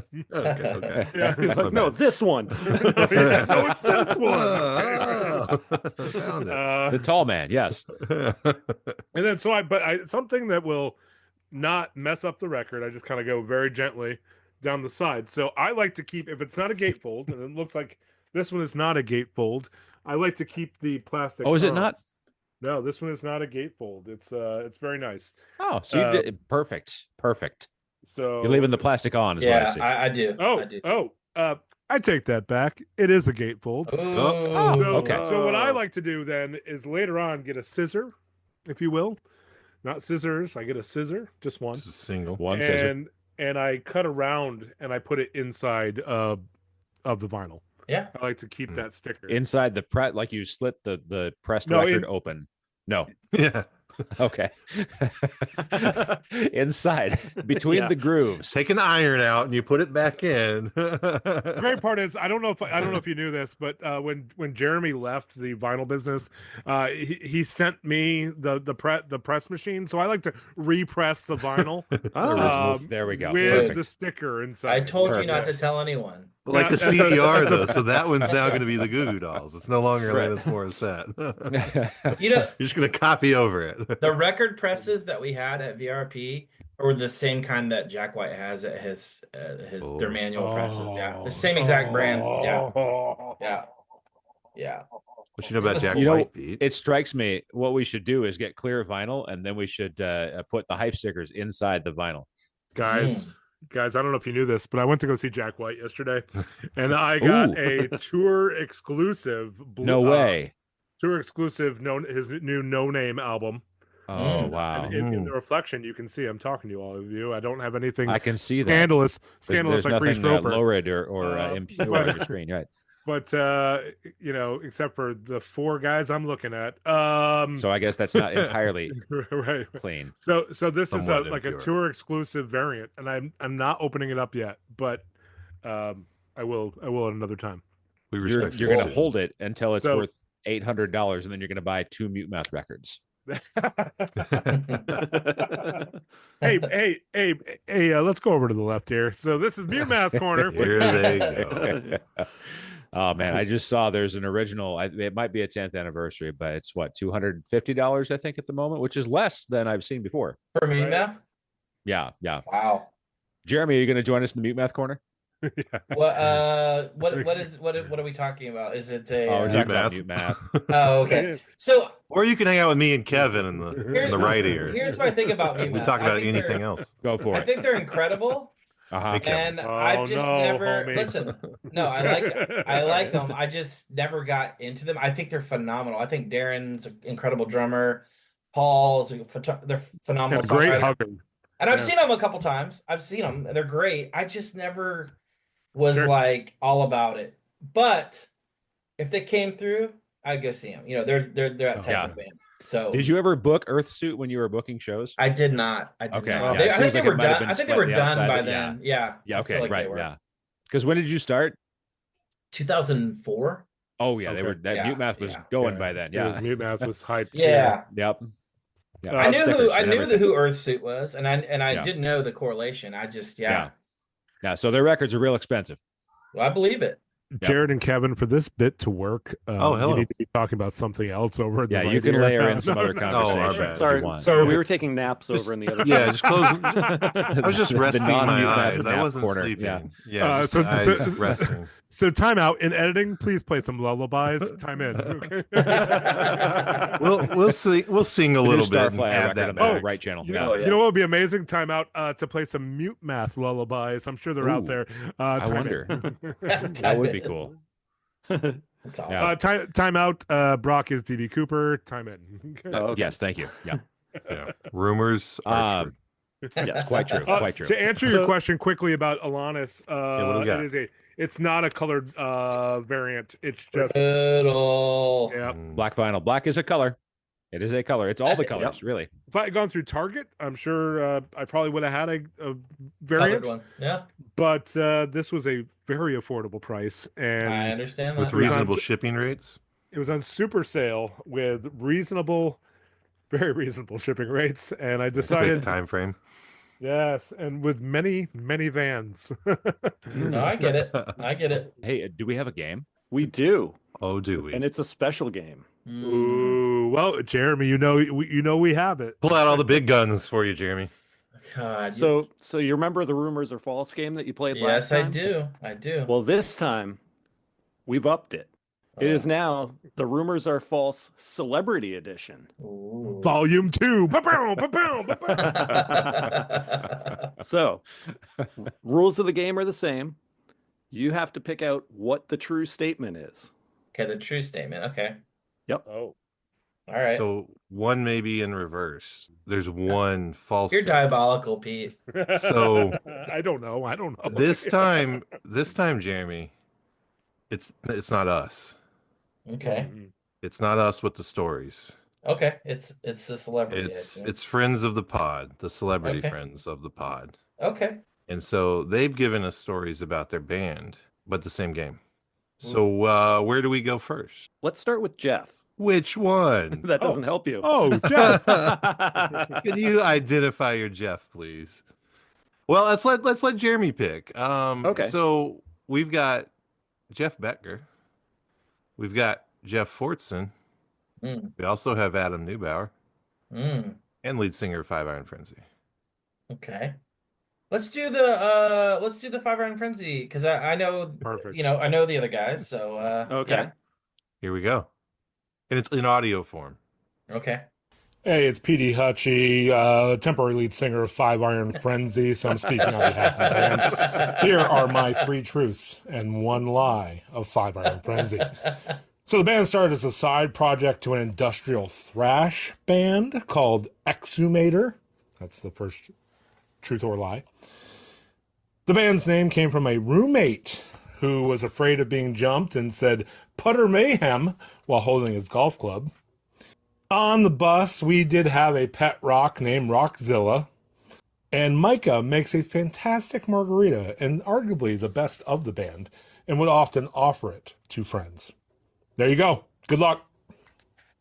Man, those sultry tones of that 5 Iron Frenzy. Man, that Reese new has one. a different He's- voice yeah. than I remember. Yeah. I mean, I don't know if they you knew really this, but- elevated their game. Yeah. Yeah. Petey Robust. Hutchie is going to take over per the blessing of Reese Roper. Okay, Yeah. so that one was three truths truths. and one lie. One line. Yeah. Yes. Okay, okay. Petey Hutchie was told wrong. So I know they were Exhumator or whatever. I knew that, or whatever they were called. Yep. And what? Sorry, Okay. it was Margarita, which I believe. I Margarita. believe that. And what was the other two? It was Pet Rock, named Rock. Rockzilla. On the bus. okay. And then what was the And other one? The name came from a roommate of the band. I want to say the roommate because I feel like they would have a pet rock, but I who's to say? Well, I can tell you the margarita is true. Yeah, Micah margarita is fantastic. How do you know, Kevin? Because we were hanging out with Micah when we were out in Colorado. There you go. Perfect. I can tell you that Exhumator, you are correct, was the original 5 Iron is a side project of that. And if you don't know what an exhumator is, you know what it's like when you're humating things.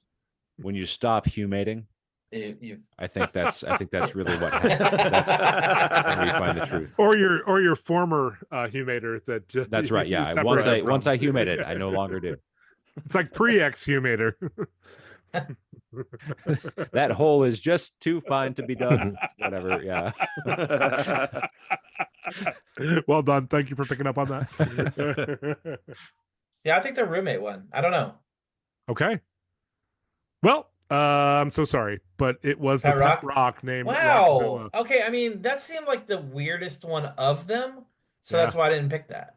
Seemed the most likely to be true, right? Yeah, Exactly. I mean, yeah, and it was or maybe it was a throwaway. You know what I mean? Like, yeah, whatever. When my brain reversed the actual rules of this game, I was very excited to talk to other people in the household of one of our co-hosts who came up with that Rockzilla one. So Well, there you go. Yeah. I'm 0 for 1. I'm Yeah. not stoked.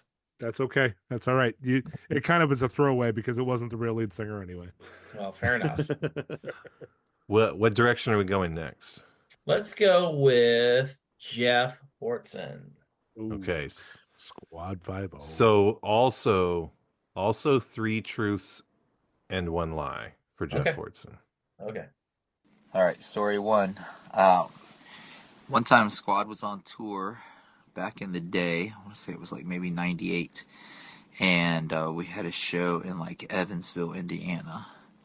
And I, Jeff, got sick and I had this terrible cough and I had to poop real bad.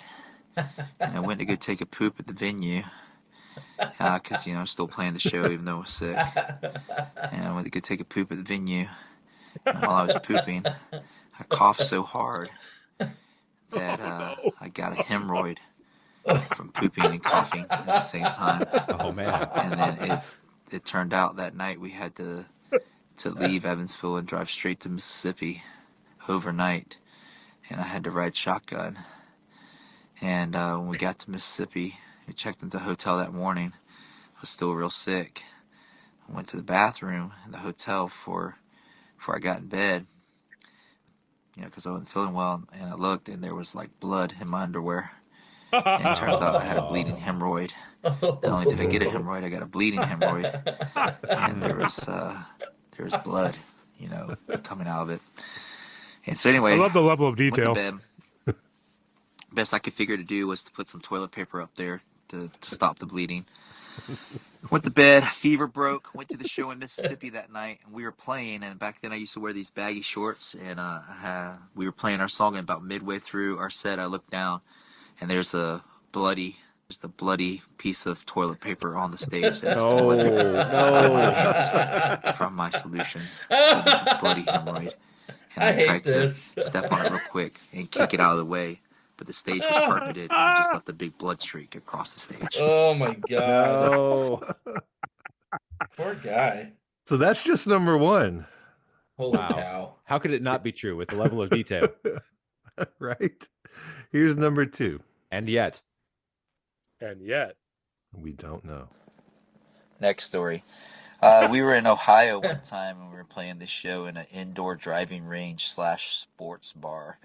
And it was a kind of really weird situation all around. And anyway, we go on stage and we start playing. I think we're on our second song, and I jump up on the big subwoofer in the front of the stage and kind of lean on the main speakers, which are suspended above the stage by like some chains, right? Like these big chains holding the speaker up in the air. And when I leaned on it, it swung because, it was being held by chains. So it wasn't like secured to the ceiling or anything. It was just wrapped in these chains. And I thought it was kind of cool, so I gave it another push, and it swung. And the next thing I know, this big bouncer grabs me by the collar, and he pulls my face down to his face, and he says that if we did that again, he was going to kick us out. And it just so happened to be the part of the song where I'm supposed to scream. So I screamed, and I screamed right in his face, and all my spit and everything just went right in his face. And then I jumped. He let go of me, and I jumped back up on stage. And the next thing I know, I'm going over to get a drink of water, because it's like an instrumental break for me.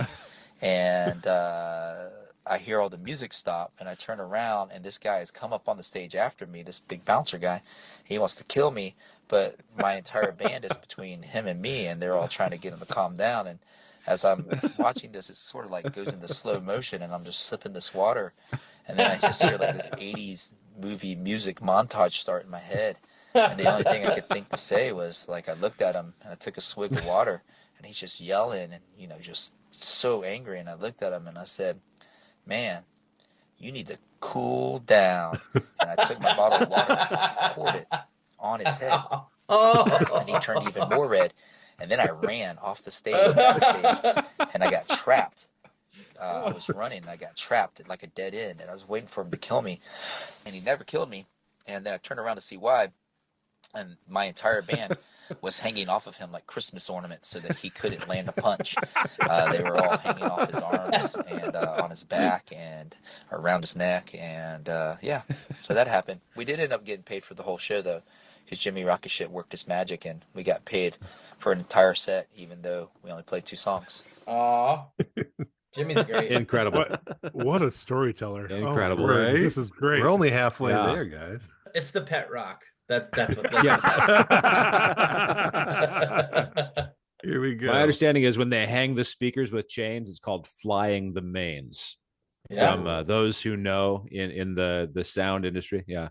So we were on tour, and I think we're in like Biloxi, Mississippi, or somewhere like that. It's one of those places you find where you're just like bored out of your mind. And we were at a hotel one night, and we used to all go get in the hot tub, just a bunch of straight dudes hanging out in the hot tub, and we'd inevitably start playing games like Truth or Dare and things like that. Here we go. One of the things was like a dare, and I think it was Jimmy lost it, and he had to strip out of his bathing suit, and he had to run around the second floor. It was one of those hotel deals where I believe this. like all the doors opened up into like the pool area, and so it's kind of like a big rectangle around the pool area, and if you came out of your door, you're in an outdoor hallway with a rail that overlooked the pool area.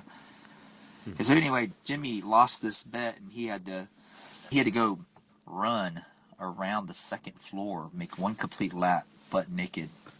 It was at nighttime, and so he got it, shed the bathing suit, got up, ran around the second floor hallway around the whole pool area, and just as he was round on the last corner, that's when the security guard stepped out. Oh no. And no. next thing you know, Jimmy's in security guard custody.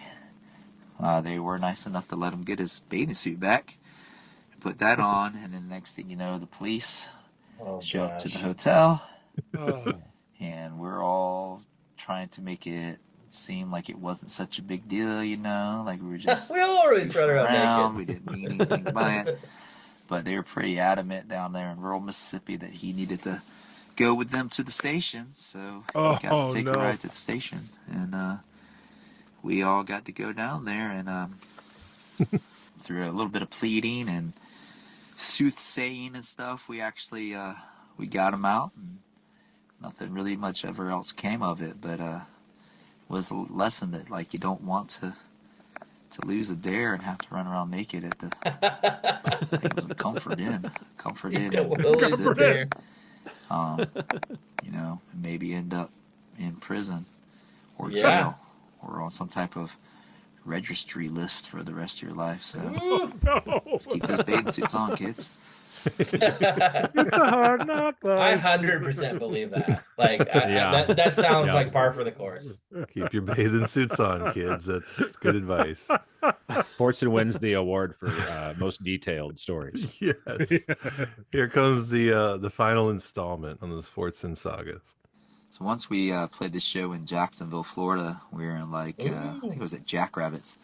And after the show, we were driving down the interstate in Jacksonville, and this car pulled up next to us, and it looked like they were like trying to say something to us, but we didn't roll the window down. Anyway, they start to go past us, you know, in the passing lane, and next thing we know, that something hits our window. Like, what the heck was that?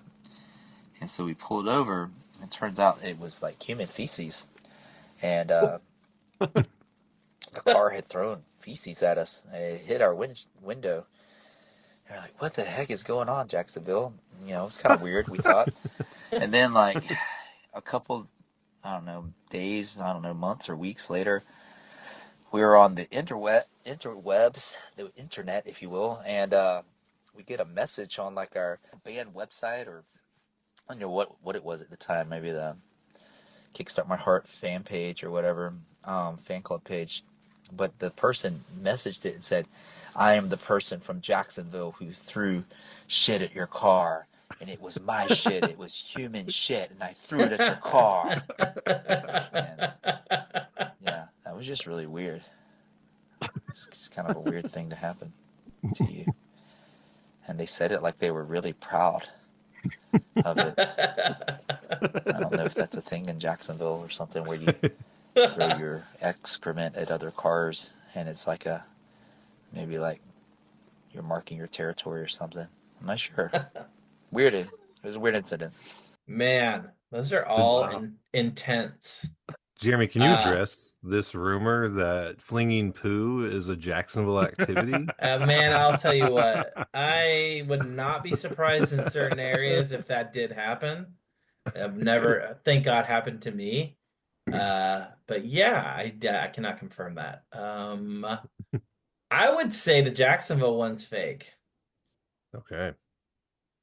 Jeff will tell us. So the lie is the story about running naked around. Damn it! Hotel. No way. Listen, so much detail. Because that did happen once or twice on tour. Yes, I believe that happened. On a dare, making a real quick streak around the hotel. The lie part was that Jimmy got caught. No one ever got caught.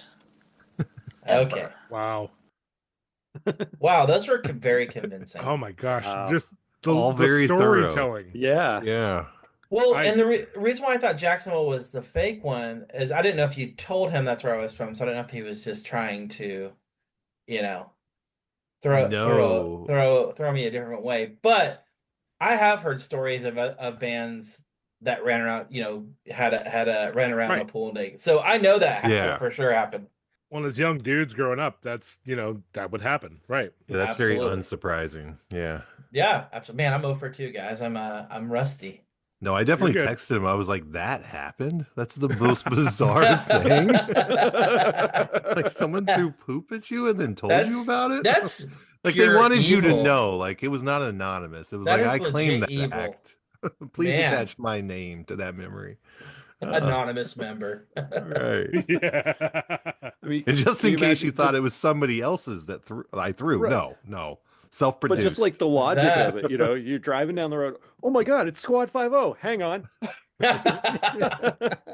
That's That sucks. I've got something I've been meaning to give those guys. That sucks.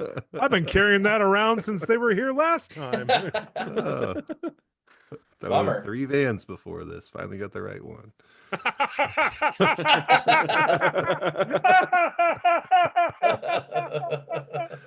All right. Do you want more Jeff stories or Adam stories? Let's go Betger. Betger. All right. Beautiful. Jeff's great.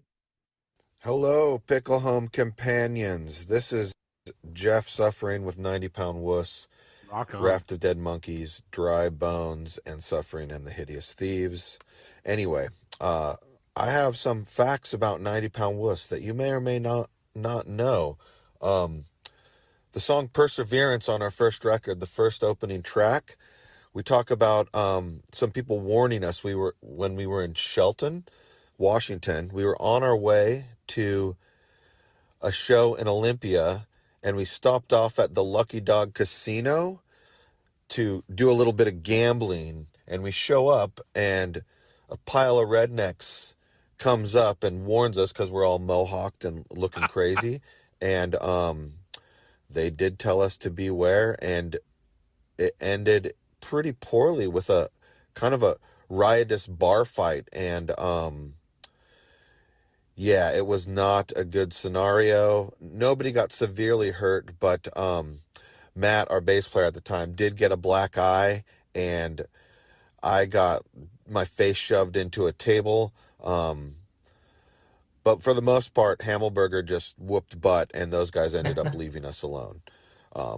Another fun fact about 90-Pound Wuss is that song on our last album, Shorthand Operation, the song called Intermediate Laceration, was a true story based on an experience that we had playing a show at a college in Bellingham with Roadside Monument, where I had a performance art piece go severely sideways, and my arm ended up being cut open, and the whole place was declared a health hazard zone, and I almost bled out and had to go to the emergency room and get stitches.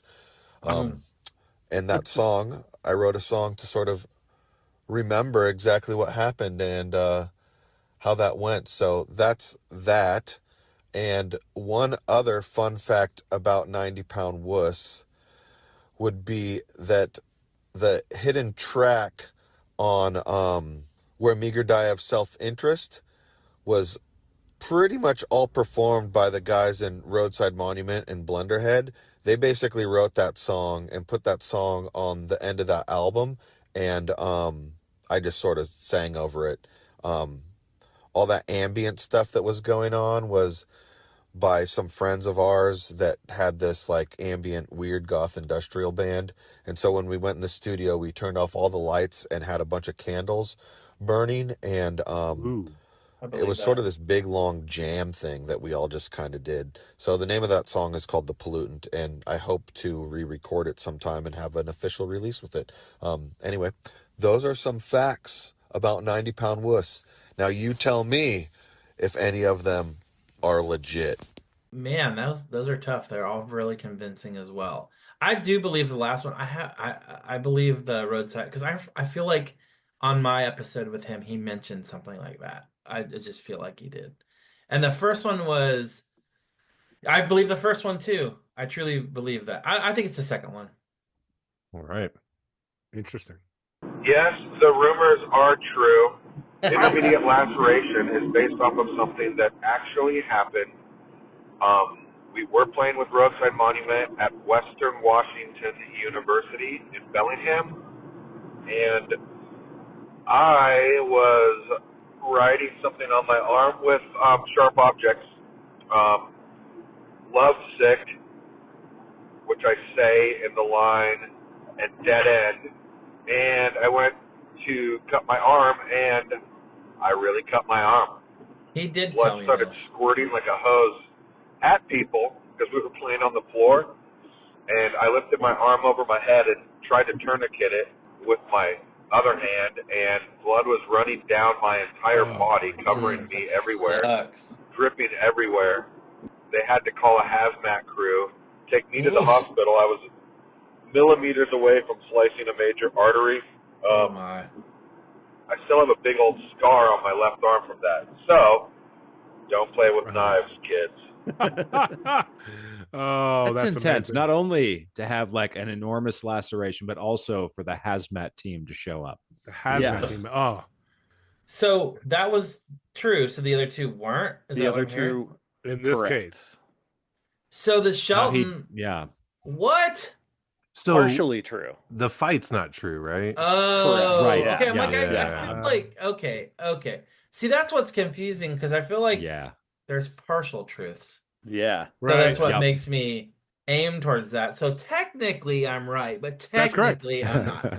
No, correct. The thing that makes a lie so convincing is that it's partially true. Yeah, It's a win-win. Well, lose-lose. and you know him saying that. I kind of remember him talking about that. Now that he said that, I'm like, oh yeah, I think I do remember him saying. I feel like there was a lot of those stories that kind of all just, over the however many episodes I've done, I'm like, oh yeah, I forgot about that or whatever it may be. But yeah, well, I'm 0-3. This sucks. No, you're not. Well, you're no, not. you got that one. You got that one. Okay. All right. Well. All right. Here comes Adam. 1 out of. All right. And mine didn't count because I'm not really the lead singer. Number 1, Goaty Hook opened for the Violent Femmes. I believe that. Number 2, Goaty Hook toured Canada using visa papers that said we were a gospel choir. Number 3, Goaty Hook canceled a show in Texas one time because we were buying mariachi suits in Mexico. All right. So one is false. Man, these are tough. I kind of love. So is this one is false and 2 are true? Is that correct, or is it the other way around? Oh, we'll see. Okay. I think the mariachi's the fake one. Although that is a good excuse That's a for great canceling the idea. show. It is. Yes. Like, hey, when else are we going to get these suits? It's true. You guys can come to the next town and see us. We don't need our $50 tonight. It's not a big deal. Right. But we do need these suits. Yeah. And they were significantly less than $50. We can make And they're not no available in pencil the out. next town. Yeah. Right. Next No. town's not next to Mexico. No, got to get them while you got them. So the instructions that Adam was given were 2 lies, 1 truth. But, Okay. Oh. however, he said, because I'm from Goaty Hook and I have to be an ass, they are all true. Wow. No way. You know what? I mean, I'm not surprised, actually. Yeah. I mean, He just wanted to make you sweat a little bit. I love that. A gospel choir. I'm not surprised at that at all, by any means. I love that, actually. That's par for the course with them. You know what that means, though. And please, Jared, hold that thought. It means that you got them. You won. You won our game. Well, thank you. You can get anyone or all of us on your voicemail. That's right. We will record the greeting on your voicemail. Yeah. And either way, it's either way. I was going to do it, but now that you won, the rest of the guys will enjoy. Or we will perform an a cappella theme song for your podcast, but we don't guarantee the quality. Yeah. Hey, Right. It's just send available. me what you got. Hey, send me what you got. I'll put it on episode. Oh, Yeah. shoot. Challenge accepted. Sorry, guys. I'm excited about I'm this. in. Guys, I'll send you some files. All right. Do it. I also have some files. Me. Yeah, we'll Yep. practice. You. Us. Didn't That was Adam cool. sound like an audiobook the way he spoke? Yeah. Chapter Oh, yeah. 1. I The think Reckoning. he's got a second career here. Well, hey, it's just about time for me to put my kids to bed. Yeah. They don't want to go to bed, but it's time for me to put them to It's bed. time. So It's time. Yeah. Daddy duty. that's it. Yeah. And it's almost time for the Brockless podcast. Oh, sorry. Go ahead, Brock. Sorry. And he is He knows. daddy. He knows what bedtime is. That's for sure. Yeah. So And he's daddy. that's the news from Lake Skabegon, where all the vinyls are unoriginal, all the rumors are true, and all the box sets are above average. Onward, pickle soldiers. A perfect podcast. We did it again with Jeremy's help. I know. And Honestly, we could have Jason's. done it And without Jason's. without No. without And both Yeah. of them. Yeah, that was Jeff. really And cool. And Adam. listeners like And the you. Jeff and Jeff right. and Adam. And listeners like you. Yeah. Yes. Love in your hearts. Don't worry, you'll get a gents. beautiful. Well, Brock, you got to be here for this part. You'll get a beautiful Pickle Home Companion tote bag. That's right. Or a bumper right. sticker That's if right, you yeah. would prefer. Or a koozie. Hey, think big, guys. Think big. That's right. I want to prolong Brock's leaving until he just leaves. But no, please say goodbye. You put this pickle in my heart. Yeah. That's where it Mic goes. drop. Cheers, guys. See you, buddy. Hey, Brock. Later. See ya. And welcome back to the Brockless Brockless Podcast. Pod. He couldn't leave fast enough. Now's when it gets good. I didn't want him to know, but I'm going to delete those files when he sends them to me. Yeah, please don't have him send them to me. You're just gonna record over them with your voice. He's going to be like, have patience. I'm like, have patience. Uh-oh. What? He heard us talking about him. Uh-oh. Brock, Everybody, uh-oh. stop what you were talking. Just. Yeah. You thought you could get away with it. I see. Oh, hi there. Howdy. Don't you have something to do? I like a semi-firm mattress, with some support, but not, but a little bit of give at the top where it's nice and cushy. We were talking mattresses, Brock. Of course. What do you of think course. about No, mattresses? I'd like to thank our sponsor, Casper. That's right. Yeah. No, Use the promo feeling when code the air Brockless. rushes into the mattress. I love it. Yes. I was just gonna let you guys know. Grant Parkey, who I met at the Portland 5 Iron show.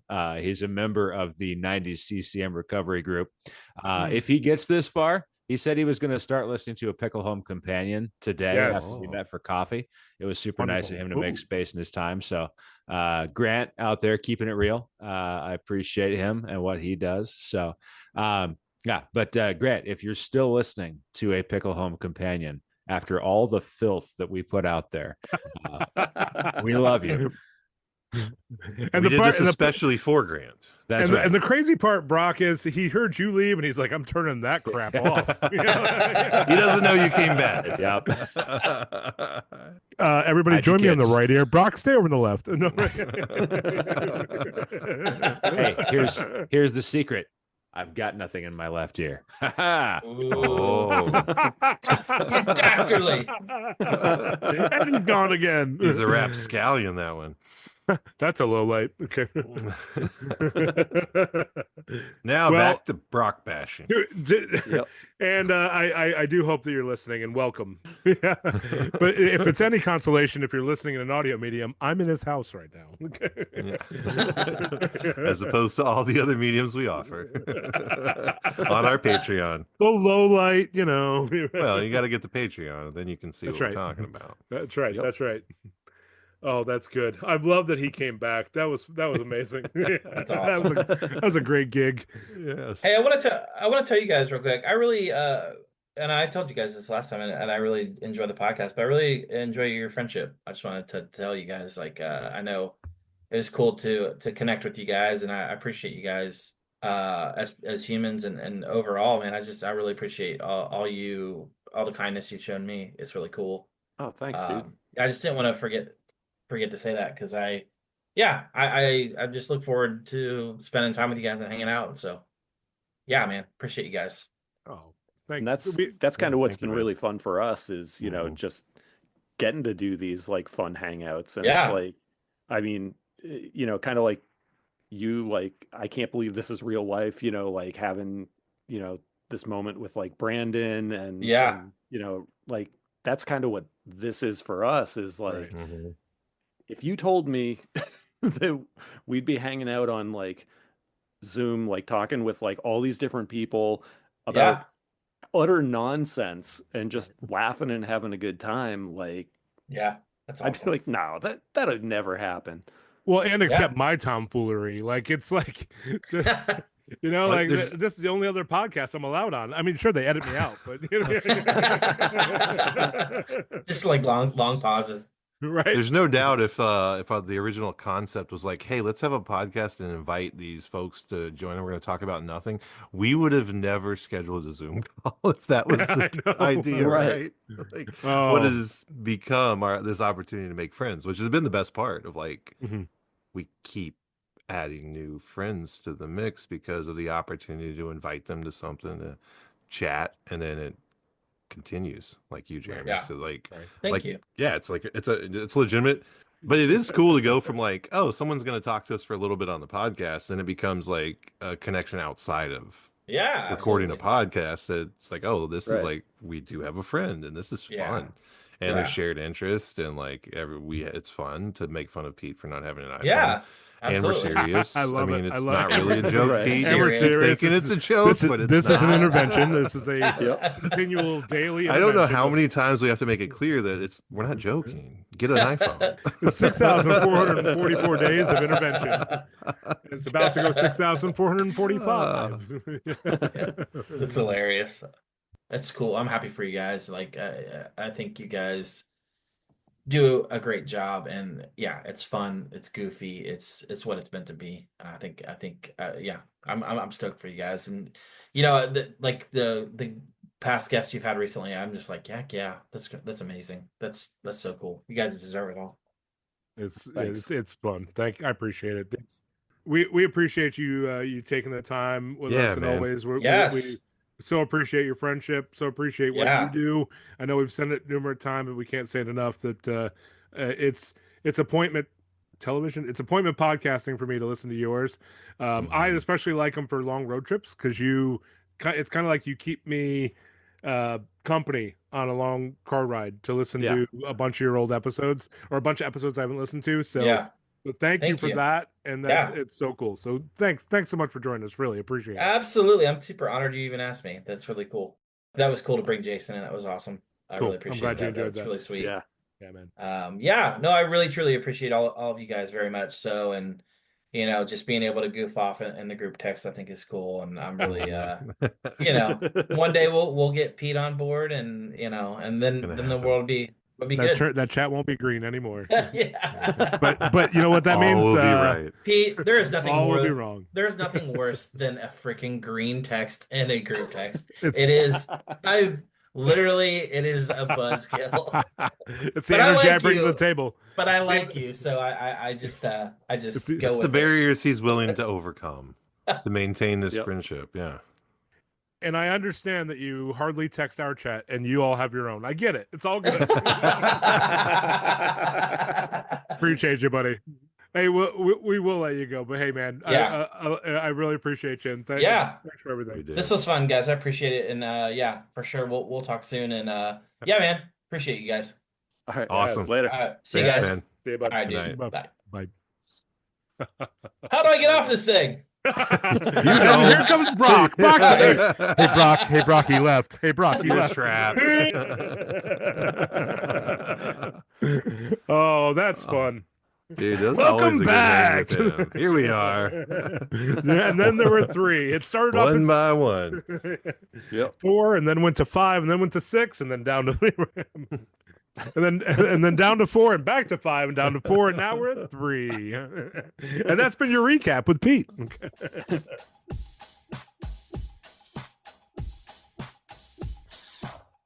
That was cool. I'm glad those guys were down to do that. That was really sweet. That's awesome. They all really came through in the clutch too. Yeah. We asked kind of short notice, and they were game. It's true. We got to gas up those homies.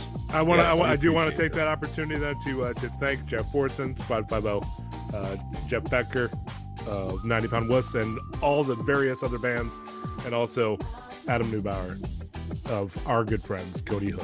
So thank you, and of course, you, homies. Listeners like you.